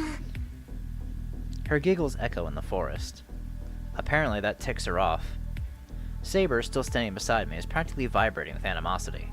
She might launch herself forward at any moment. もうつまんないな。ずいぶん無口になっちゃったのね。もしかして殺されるのは怖いの？そんなのもったいないよ。今 Tosaka's 命 probably 乞い in をすれば position. Oops. 私も許してあげないこともないんだから。 Can never tell when it ends. Tosaka's probably in position. She'll probably want to be as close to the center of the clearing as she can. There's a spot where the tree branches overlap. It should be sturdy enough to support her weight. そう、あくまでそういう態度なんだ。ならもうおしゃべりはここまでだね。リンともども殺してあげ。待ちなさい。リンはどうしたの？シロ。 I have to give it to Berserker's master. She knows better than to overlook any details. 遠坂はここにはいない。あいつと俺たちは塔に別れた。別行動を取ったの？そっか、セイバーを連れてるシロは足手まといだものね。リン一人ならもっと遠くに逃げられる。そういうことだ。もうとっくに森を出てるだろう。今から追っても間に合わないぞ。そうかしら。この森はアインズベルンの結界よ。誰が入ってきて誰が出ていったかぐらいはわかるんだから。あれから外に出た人間は一人もいない。リンはまだ森にいるわ。探し出すのはこの後 So で she も can 十 tell 分 if よ。 someone enters or leaves, but doesn't know where people are exactly inside of it. That's a relief. If Ilya only detects who's going in and out of the forest, then she doesn't know where Tosaka is now. My thoughts exactly, Shiro. That, and she believed my story pretty easily. Ilya is a truly merciless master. But is she too merciless to have a chance to start over? イリア、戦う前にもう一度だけ聞くぞ。マスターを辞めてこんな戦いをやめることはできないのか？できないよ。おじいさまの言いつけだもの。バーサーカーがいる限り私はアインツベルンのマスターなの。イリアは他のマスターたちを殺して聖杯を持ち帰らなくちゃいけないんだから。それにもう一度だけ聞くのはこっちだよ。私はアインツベルンの当主だからあんな言葉二度は言わないわ。けどシローが答え直すって言うんならちゃんと聞いてあげてもいいんだよ。 She sounds almost hopeful. But as long as I have Saber with me, I can't agree to what she's asking. 答えは変わらない。俺はセイバーのマスターだ。お前がマスターを辞めないって言うんならバーサーカーを倒して辞めさせる。 I look at both Ilya and Berserker and say that. In that instant, the air in the clearing tenses with a sharp snapping sound. そう。なら本気で殺してあげる。その思い上がりと一緒に粉々に砕いてあげるわ、シロー。 Oh, that's a magic crest. The heck's that? There's some sort of inscription appearing on Ilya's face. No, it's not just her face. It's a huge command spell covering her entire body, and I can even see it at this distance. It's much more massive than the ones we have. 遊びは終わりよ。蹴散らしなさい、ヘラクレス。 Ilya's voice is completely lifeless, and in response, the giant behind her howls.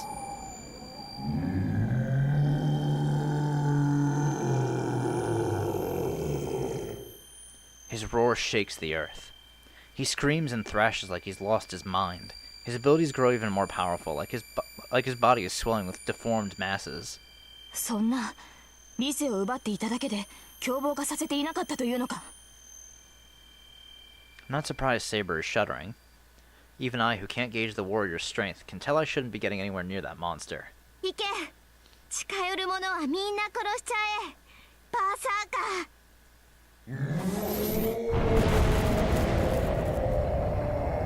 The air explodes. The giant bellows a roar so different from its anguished wail, and leaps. A streak of silver surges forward in answer. Berserker lands in the middle of the clearing. The earth shakes. Saber intercepts Berserker as if stopping a falling meteor.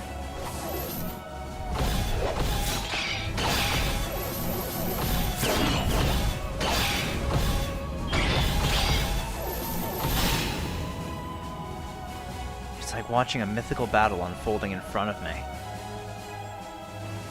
In a forest shrouded by morning mist, two shadows clash relentlessly. Oh, I know this song. Berserker is simply overwhelming.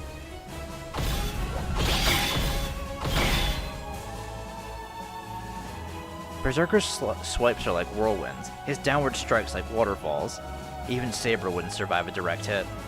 Here I am thinking this song was unique for FGO, but I guess it was just from Stay Night, huh? Because what, this is they use this for Fatal Battle. Well, one of the Fatal Battles, right? Pretty sure that's where I remember it from. But Saber deflects his every attack without faltering or hesitating. She swipes aside the barrage of strikes raining on her like a raging storm. To fail would mean being cut down on the spot. To Saber, each of the rapid blows seemed to strike with her opponent's full might.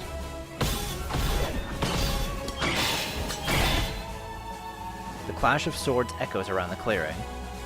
Berserker has greater reach. Berserker is faster. Berserker has more stamina.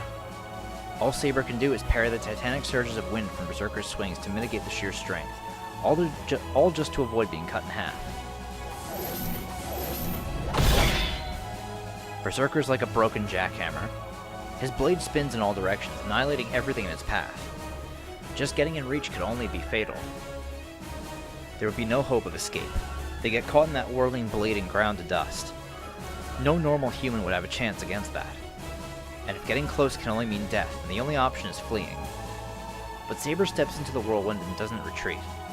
She'll be shredded to pieces. The sword sparks off of her, slowly chipping her armor away. Standing in the middle of that vortex, she could be dead in a heartbeat. I can only hold my breath. In ancient times, heroes who fought dragons and demonic beasts must have all been like this. Like her. They know perfectly well how vast the gap in strength between them is. But they bet everything on a 1 in a million shot. A seething mass of violence beyond anything humans are capable of. They just defended until a single opportunity presented itself. Many warriors died without ever seeing the miracle they were waiting for. That's exactly what this battle is. It's a glamorous, eye-catching battle, but it only ends one way, with Saber's defeat. Each blow chips away a little more at her.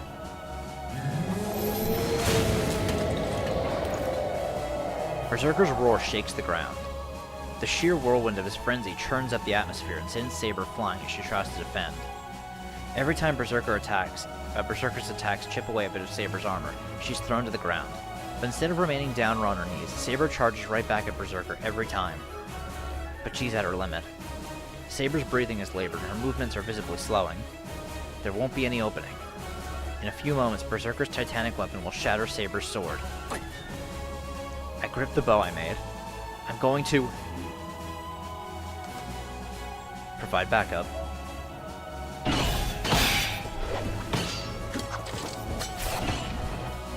The moment Saber goes flying, I fire at Berserker. This won't hurt him, but it should at least get his attention.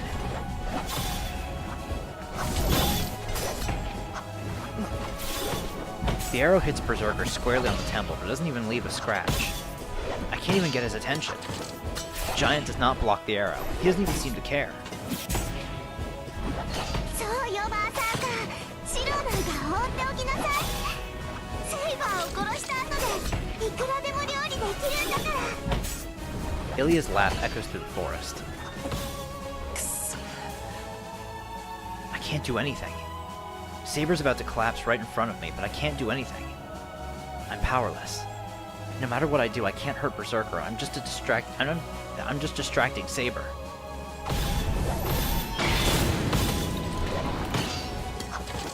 A slash. Saber sinks into the ground all the way to her ankles as she parries a massive blow. The parrying blade is swift but heavy. The axe sword strikes down from overhead. The brutally powerful weapon grazes Saber's armor as she dodges, then tears up the earth itself.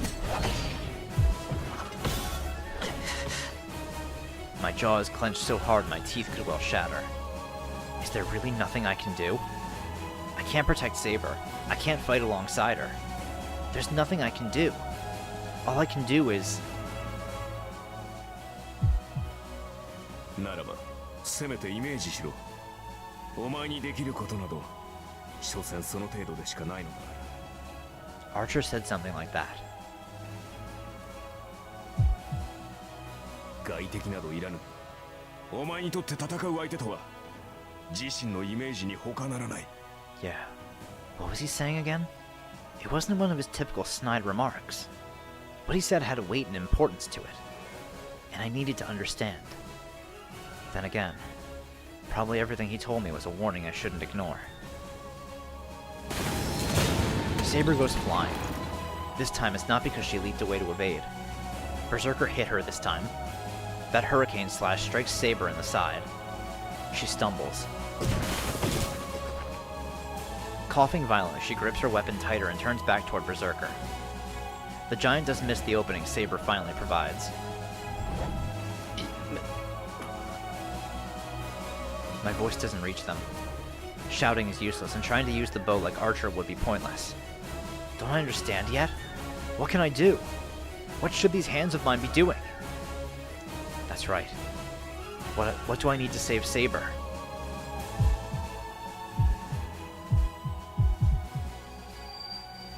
I can't use a bow. A spear won't pierce him. Having a weapon just like the enemy's is no solution either. To go up against that giant, a sword to cut through a mountain of stone. An opulent sword, sharper than sharp, that will never dull. A king's sword able to cut down enemies in a single blow.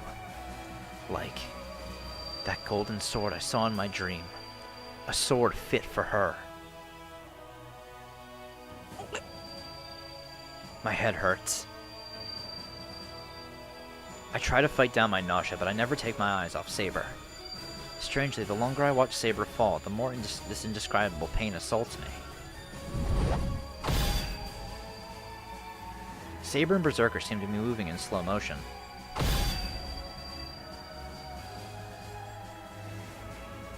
I see a row of switches line up. Saber coughs, and for a brief second she arches in pain. Berserker smashes his axe sword down toward her with all his might. It's as if there's a row of nails in need of hammering down. It's like he's knocking down dominoes. The switch flips.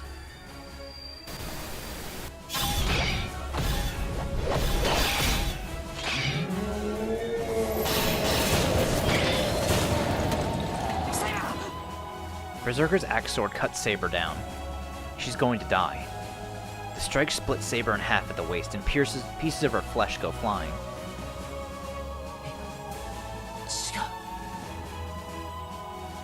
The only thing that's gone flying is pieces of armor. Berserker's only split Saber's armor. Saber left herself open to bait Berserker into a single huge swing, and with every ounce of strength she has, she rushes at him. A black roar rips through the air, but he can't escape now. Saber's right in front of him. She shifts her grip on the sword and darts in closer, then swings with all her might.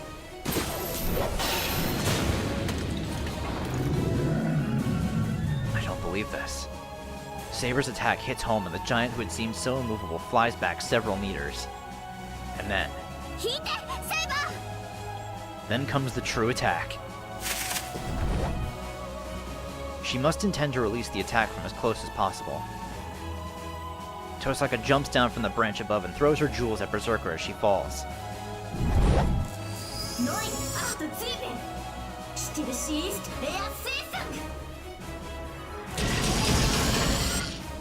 Shards of ice rain on Berserker. Among these shards are 3 giant spear-shaped icicles, each packed with enough magical energy to blow an entire mansion to smithereens.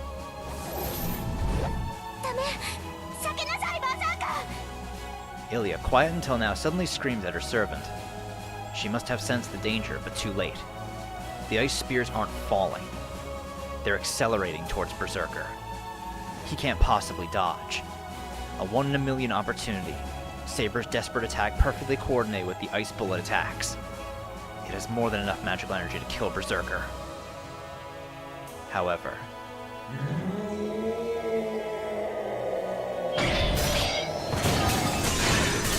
that's not good.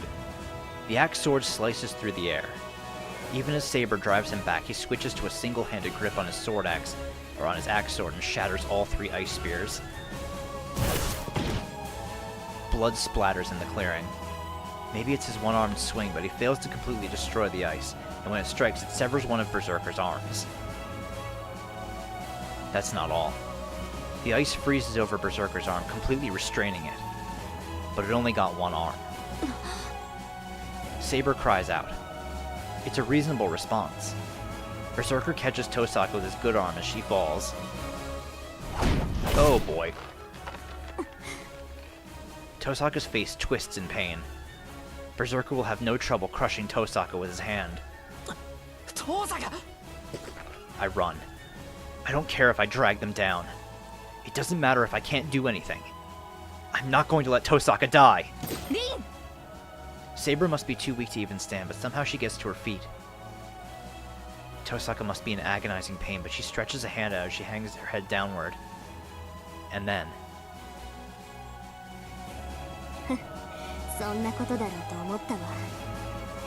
she grins wickedly.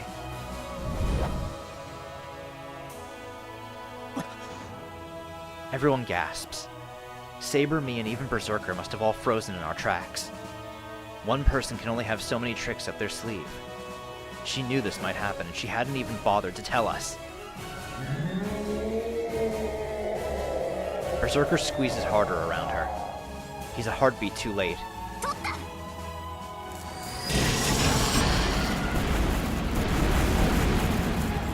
Four bullets of pure light streak toward Berserker.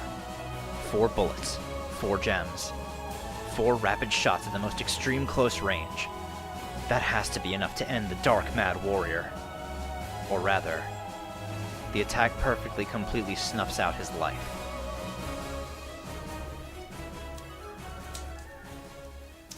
It must have blown Berserker's head clean off. The blood splatter even reaches me, 10 meters from where Berserker stands. There's kind of a lot more than blood in this mess, but I don't think she overdid it. Our opponent was a monster. Berserker would have crushed Tosaka if she hadn't blown his head off. I slow down my frantic run. Tosaka is still in Berserker's grip, but the battle's over. Berserker's face is still hidden in a plume of smoke. Uh-oh. From that singeing sound, it must have been one hell of an explode. No way. I hear Tosaka's voice. She's looking at the smoke in disbelief. Hold on. Am I imagining things? Did Berserker's hand just tighten on Tosaka? Tosaka's staring at the plume of smoke. It doesn't last long. The smoke starts to dissipate, and in the clearing air, Berserker's face, the face that should have been blown off his body, appears. Tosaka cowers under that evil demon's gaze at a loss for words.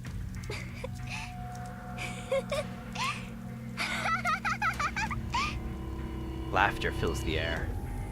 Ilya, who's remained at the far side of the clearing, laughs delightedly. 見直したわリン。まさか1回だけでもバーサーカーを殺すなんてね。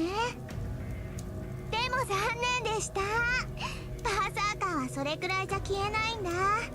だってね、そいつは12回殺されなくちゃ死ねない体なんだから。12回殺される？ She must have figured something out from what Ilya just told her. Tosaka looks aghast, her face twisting in regret. そっか。神名が分かった時点で思い当たるべきだった。ヘラクレスって言ったらヒドラの弓なのに、持ってるのはただの岩だった。だからこいつの宝具は物じゃないんだ。英雄ヘラクレスのシンボルは12 labors. そう、肉体そのものがヘラクレスの宝具なのよ。あなたも知っているでしょ、ヘラクレスの12の難行を。ギリシャの英雄ヘラクレスは己が罪を償うために12もの冒険を乗り越え、そのご褒美として不死になった。この意味、あなたならわかるでしょ。命のストック、蘇生魔術の重ねがけ。ええ、だからそいつは簡単には死ねないの。かつて自分が乗り越えた分の試練は生き延びてしまう神々にかけられた不死の呪い。それが私のバーサーカーの宝具、ゴッドハンドなんだから。分かった？バーサーカーは今ので死んでしまったけど、あと5つの命があるの。欲しかったわねリー。今のが5倍の宝石だったらバーサーカーは消えていたのに。 I can't hear Ilya's voice clearly. From the corner of my eye, I see Saber charging Berserker. リン、逃げて。 Saber dashes over. Tosaka tries to pry open Berserker's fingers, but they won't budge. And then... いいよバーサーカー、そいつ潰しちゃえ。 The burning eyes glare at Tosaka.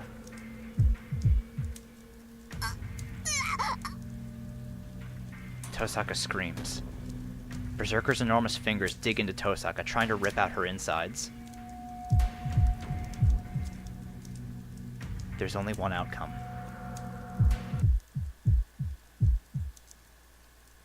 Tosaka's lifeless body being crushed to nothing. I run.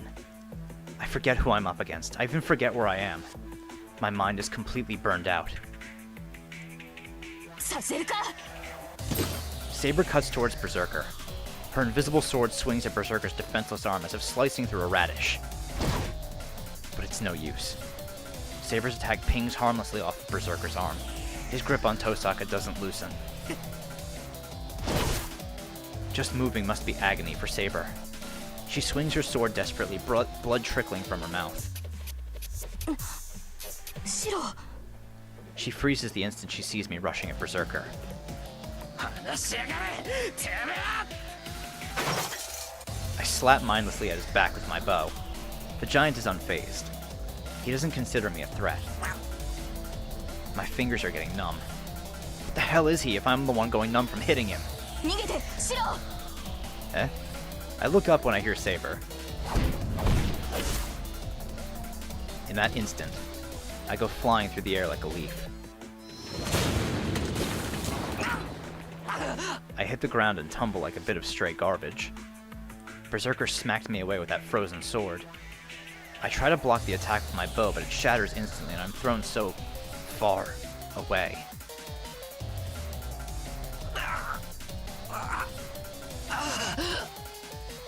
I writhe in pain. That breaking sound hadn't come from the bow. One of my arms is bent at the wrong angle, in the wrong spot. When I breathe in, my lungs hurt so bad I want to puke them up.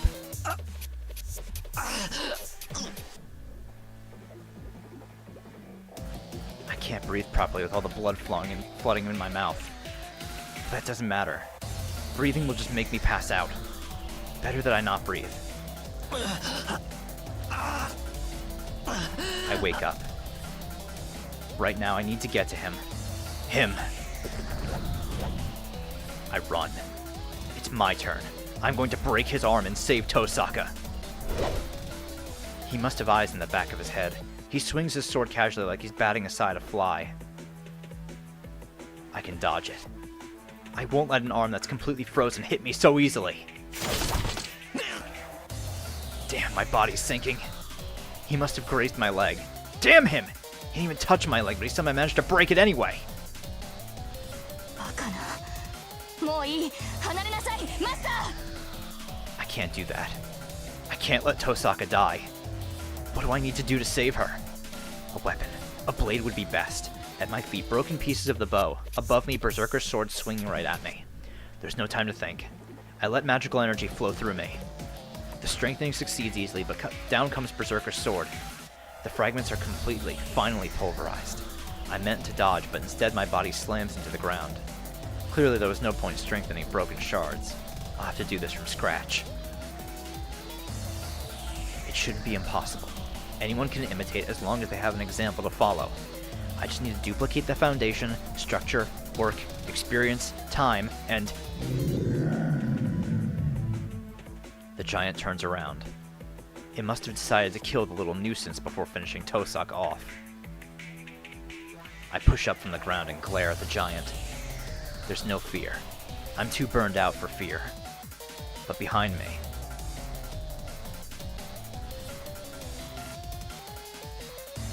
I see someone prepared to disappear. I see someone determined to use the sacred sword. Don't use it. Wind peels back from the blade. The golden sword begins to reveal itself in Saber's hand. I told her not to use it. The sword I told her never to use no matter what. I snap.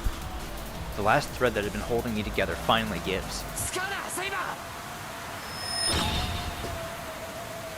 My left hand burns. A command spell stroke disappears. どうして。もうこれしかないではないですか、シロ。 I don't care. To hell with that. All I know is that if she uses it, she'll disappear. You're already on your last legs just from unleashing your sword. You can't use it right now. So just hold on. If you can't use your sword, I'll make one you can use. 現実でかなわない相手なら想像の中で勝て。自身が勝てないのなら勝てるものを幻想しろ。 It's so obvious. It's the only thing I can do. I have to make it. I have to make something that won't lose. I have to imagine the strongest weapon. I have to imagine the ultimate imitation. It has to fool everyone, even me. It shouldn't be that hard. It's not something impossible. Since the beginning, my body has been a specialized magic circuit for this purpose alone.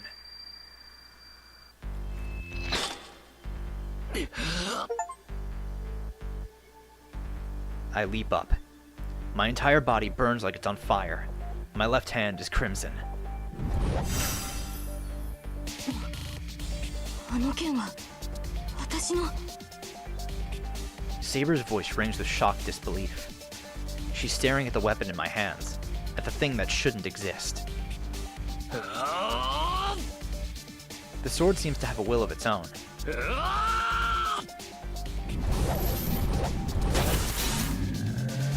The golden blade moves as if it's being drawn to the giant's arm. It slashes at him, tearing through the arm. Tosaka falls to the ground along with the arm that had been holding her. The golden sword shatters as if it had been made of glass. My blood begins to flow backward. It doesn't matter. The sword broke. That's impossible.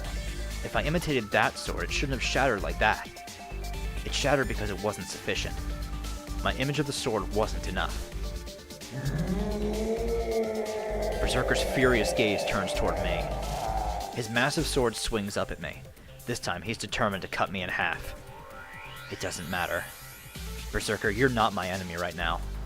I'm only fighting against one person right now. The last one wasn't perfect. My image of it was flawed, so the sword that should have been invincible broke. If I'm to duplicate things, I need to work on not just their shape, but also their maker.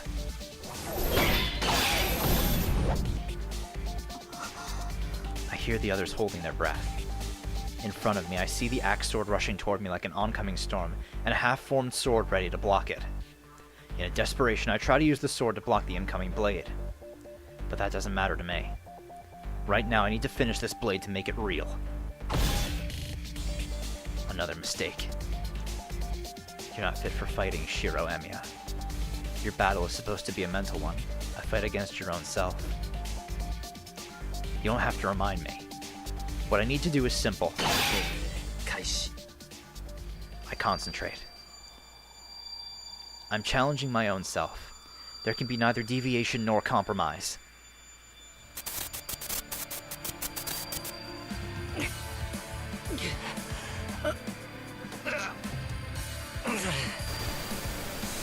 Determining creation ideology. Anticipating base essence. Duplicating material structure. Replicating the forger's skill. Resonating with the possessor's experience. Imitating the uncountable years. And surpassing every manufacturing process.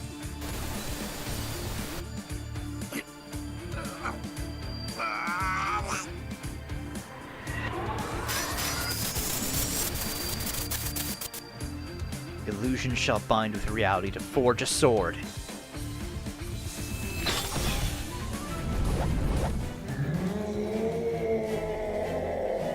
The giant roars. My sword deflects the countless gusts assailing me from the enemy's furious attacks. But that's about it. I'm knocked away from him. The moment I come to, the sword leaves everything to me. The attacks I blocked so easily a moment ago now toss me around effortlessly. I can't feel my arms. The skin of my wrist is blistered and red. I'm surprised I can't even keep my grip on the sword. My legs do not work. I can only imagine every muscle shredded to ribbons. I can't get up. I made a sword that surpassed Berserker. But that's all. I'm just the one who made it. I can't wield the sword I worked so hard to make. A shadow looms over me. He must know who he has to kill first now. I rush away and Berserker rushes after me like a gust of wind. His enormous sword swings towards me, but is deflected. In complete disbelief, I realize another hand is closed around my own. The air splits around me. The giant attacks with all his might, trying to destroy everything around him. But right before that happens, Shiro, Teo! she's so close and I can hear her voice over the din.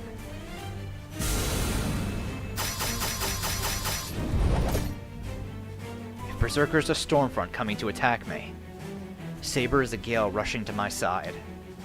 Saber sprints over to me and twists around, gripping me firmly.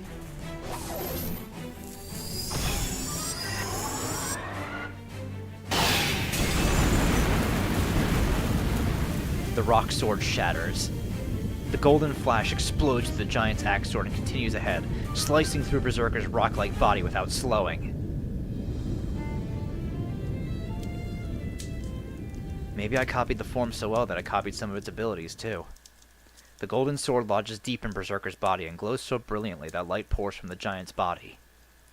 And then in an instant, the light fades and Forest falls silent.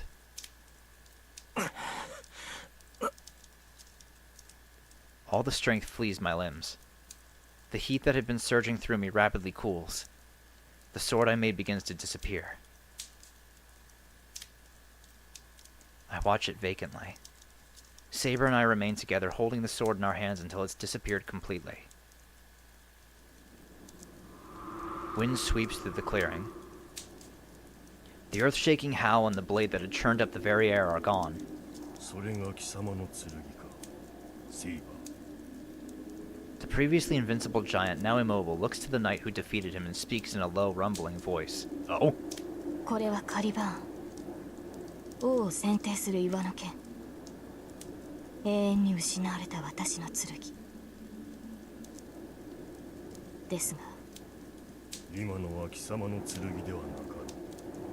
それはその男が作り上げた幻想に過ぎ。 It's interesting actually hearing Berserker talk. Saber nods quietly. 所詮はまがいもの。二度とは存在せぬ剣だ。だが、しかし。 Berserker's chest opens up. He begins to dissolve. His body begins to crumble like wet sand, beginning where the sword pierced him and rapidly expanding outward. その幻想も侮れん。よもやただの一撃でこの身を7度滅ぼすとはな。 His dying words are spoken without emotion. The mad warrior keeps to his role until the very end, and fades away in a dispersing haze into the misting morning air.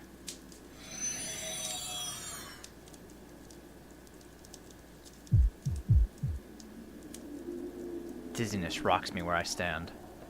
This is probably the price for such excessive use of magecraft.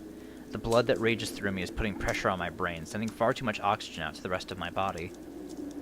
My head feels like it could split open. The enemy has disappeared, and whatever was numbing the pain earlier has faded. As if to make me pay the accumulated toll of this incredible battle, the dizziness and headache crash into me like twin meteors. シロ、 I'm about to collapse, but Saber supports me. Saber shouldn't have the energy for that either at this point. いや、大丈夫だ。ところどころ骨が折れてるけど、命には別状はない。例の自然治癒も働いてるし、なんとかなる。何を言うのです。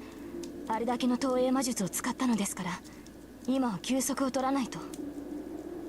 いや、けど。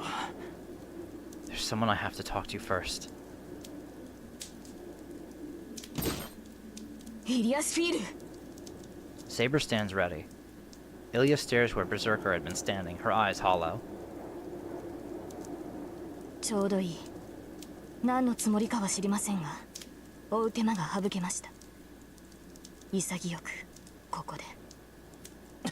ダメだ、セイバー。イリアには手を出さないでくれ。バーサーカーがいなくなったんなら、イリアは。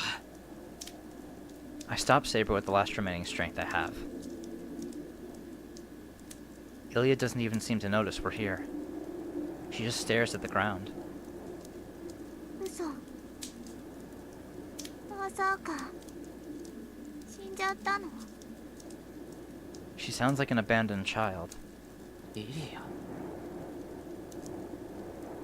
Ilya lifts her head absent-mindedly.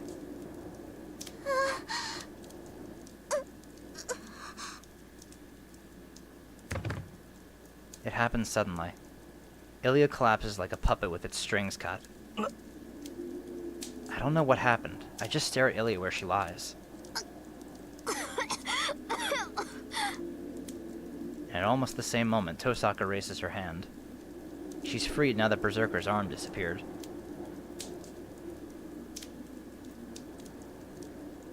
I must have loosened up the moment I learned Tosaka was safe. My vision blurs and I can feel my body trying to pass out. I can't show that kind of weakness. We may have defeated Berserker, but we're still in the forest.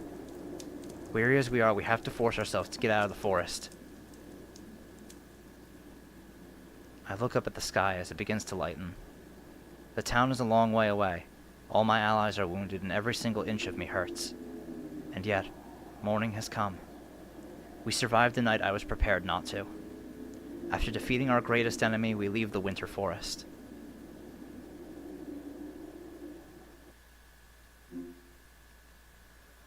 Whoo, boy. Oh my god. Oh, that was fucking incredible. Holy shit. Oh, that was great. That took way longer than I thought it would, though. Oh my god, what are we at on time here? 3 hours? Yeah, that's about right. Jesus Christ. Oh, I didn't want to stop that, though. That was so fucking good. Oh, shit. I'm really looking forward. Like, I knew the fight scenes were good in this. But I'm really looking forward to seeing some of the other ones now too, now that I've seen the Berserker one. Like, whoo. Oh, man. So I'm trying to think what's left now. Rider, Archer, and Berserker are dead. So it's only Lancer, Assassin, and Caster left. Alright. Or at least that we know of. Who knows if the other masters are fighting each other at all. But as far as we're concerned, we only have a few enemies left. Lancer, Assassin, and Caster. Okay. Wow. Alright, I'll end the episode off here. And in the next one, we will proceed onward and see exactly what the hell we're going to do from here. So I'll see you all then. Bye.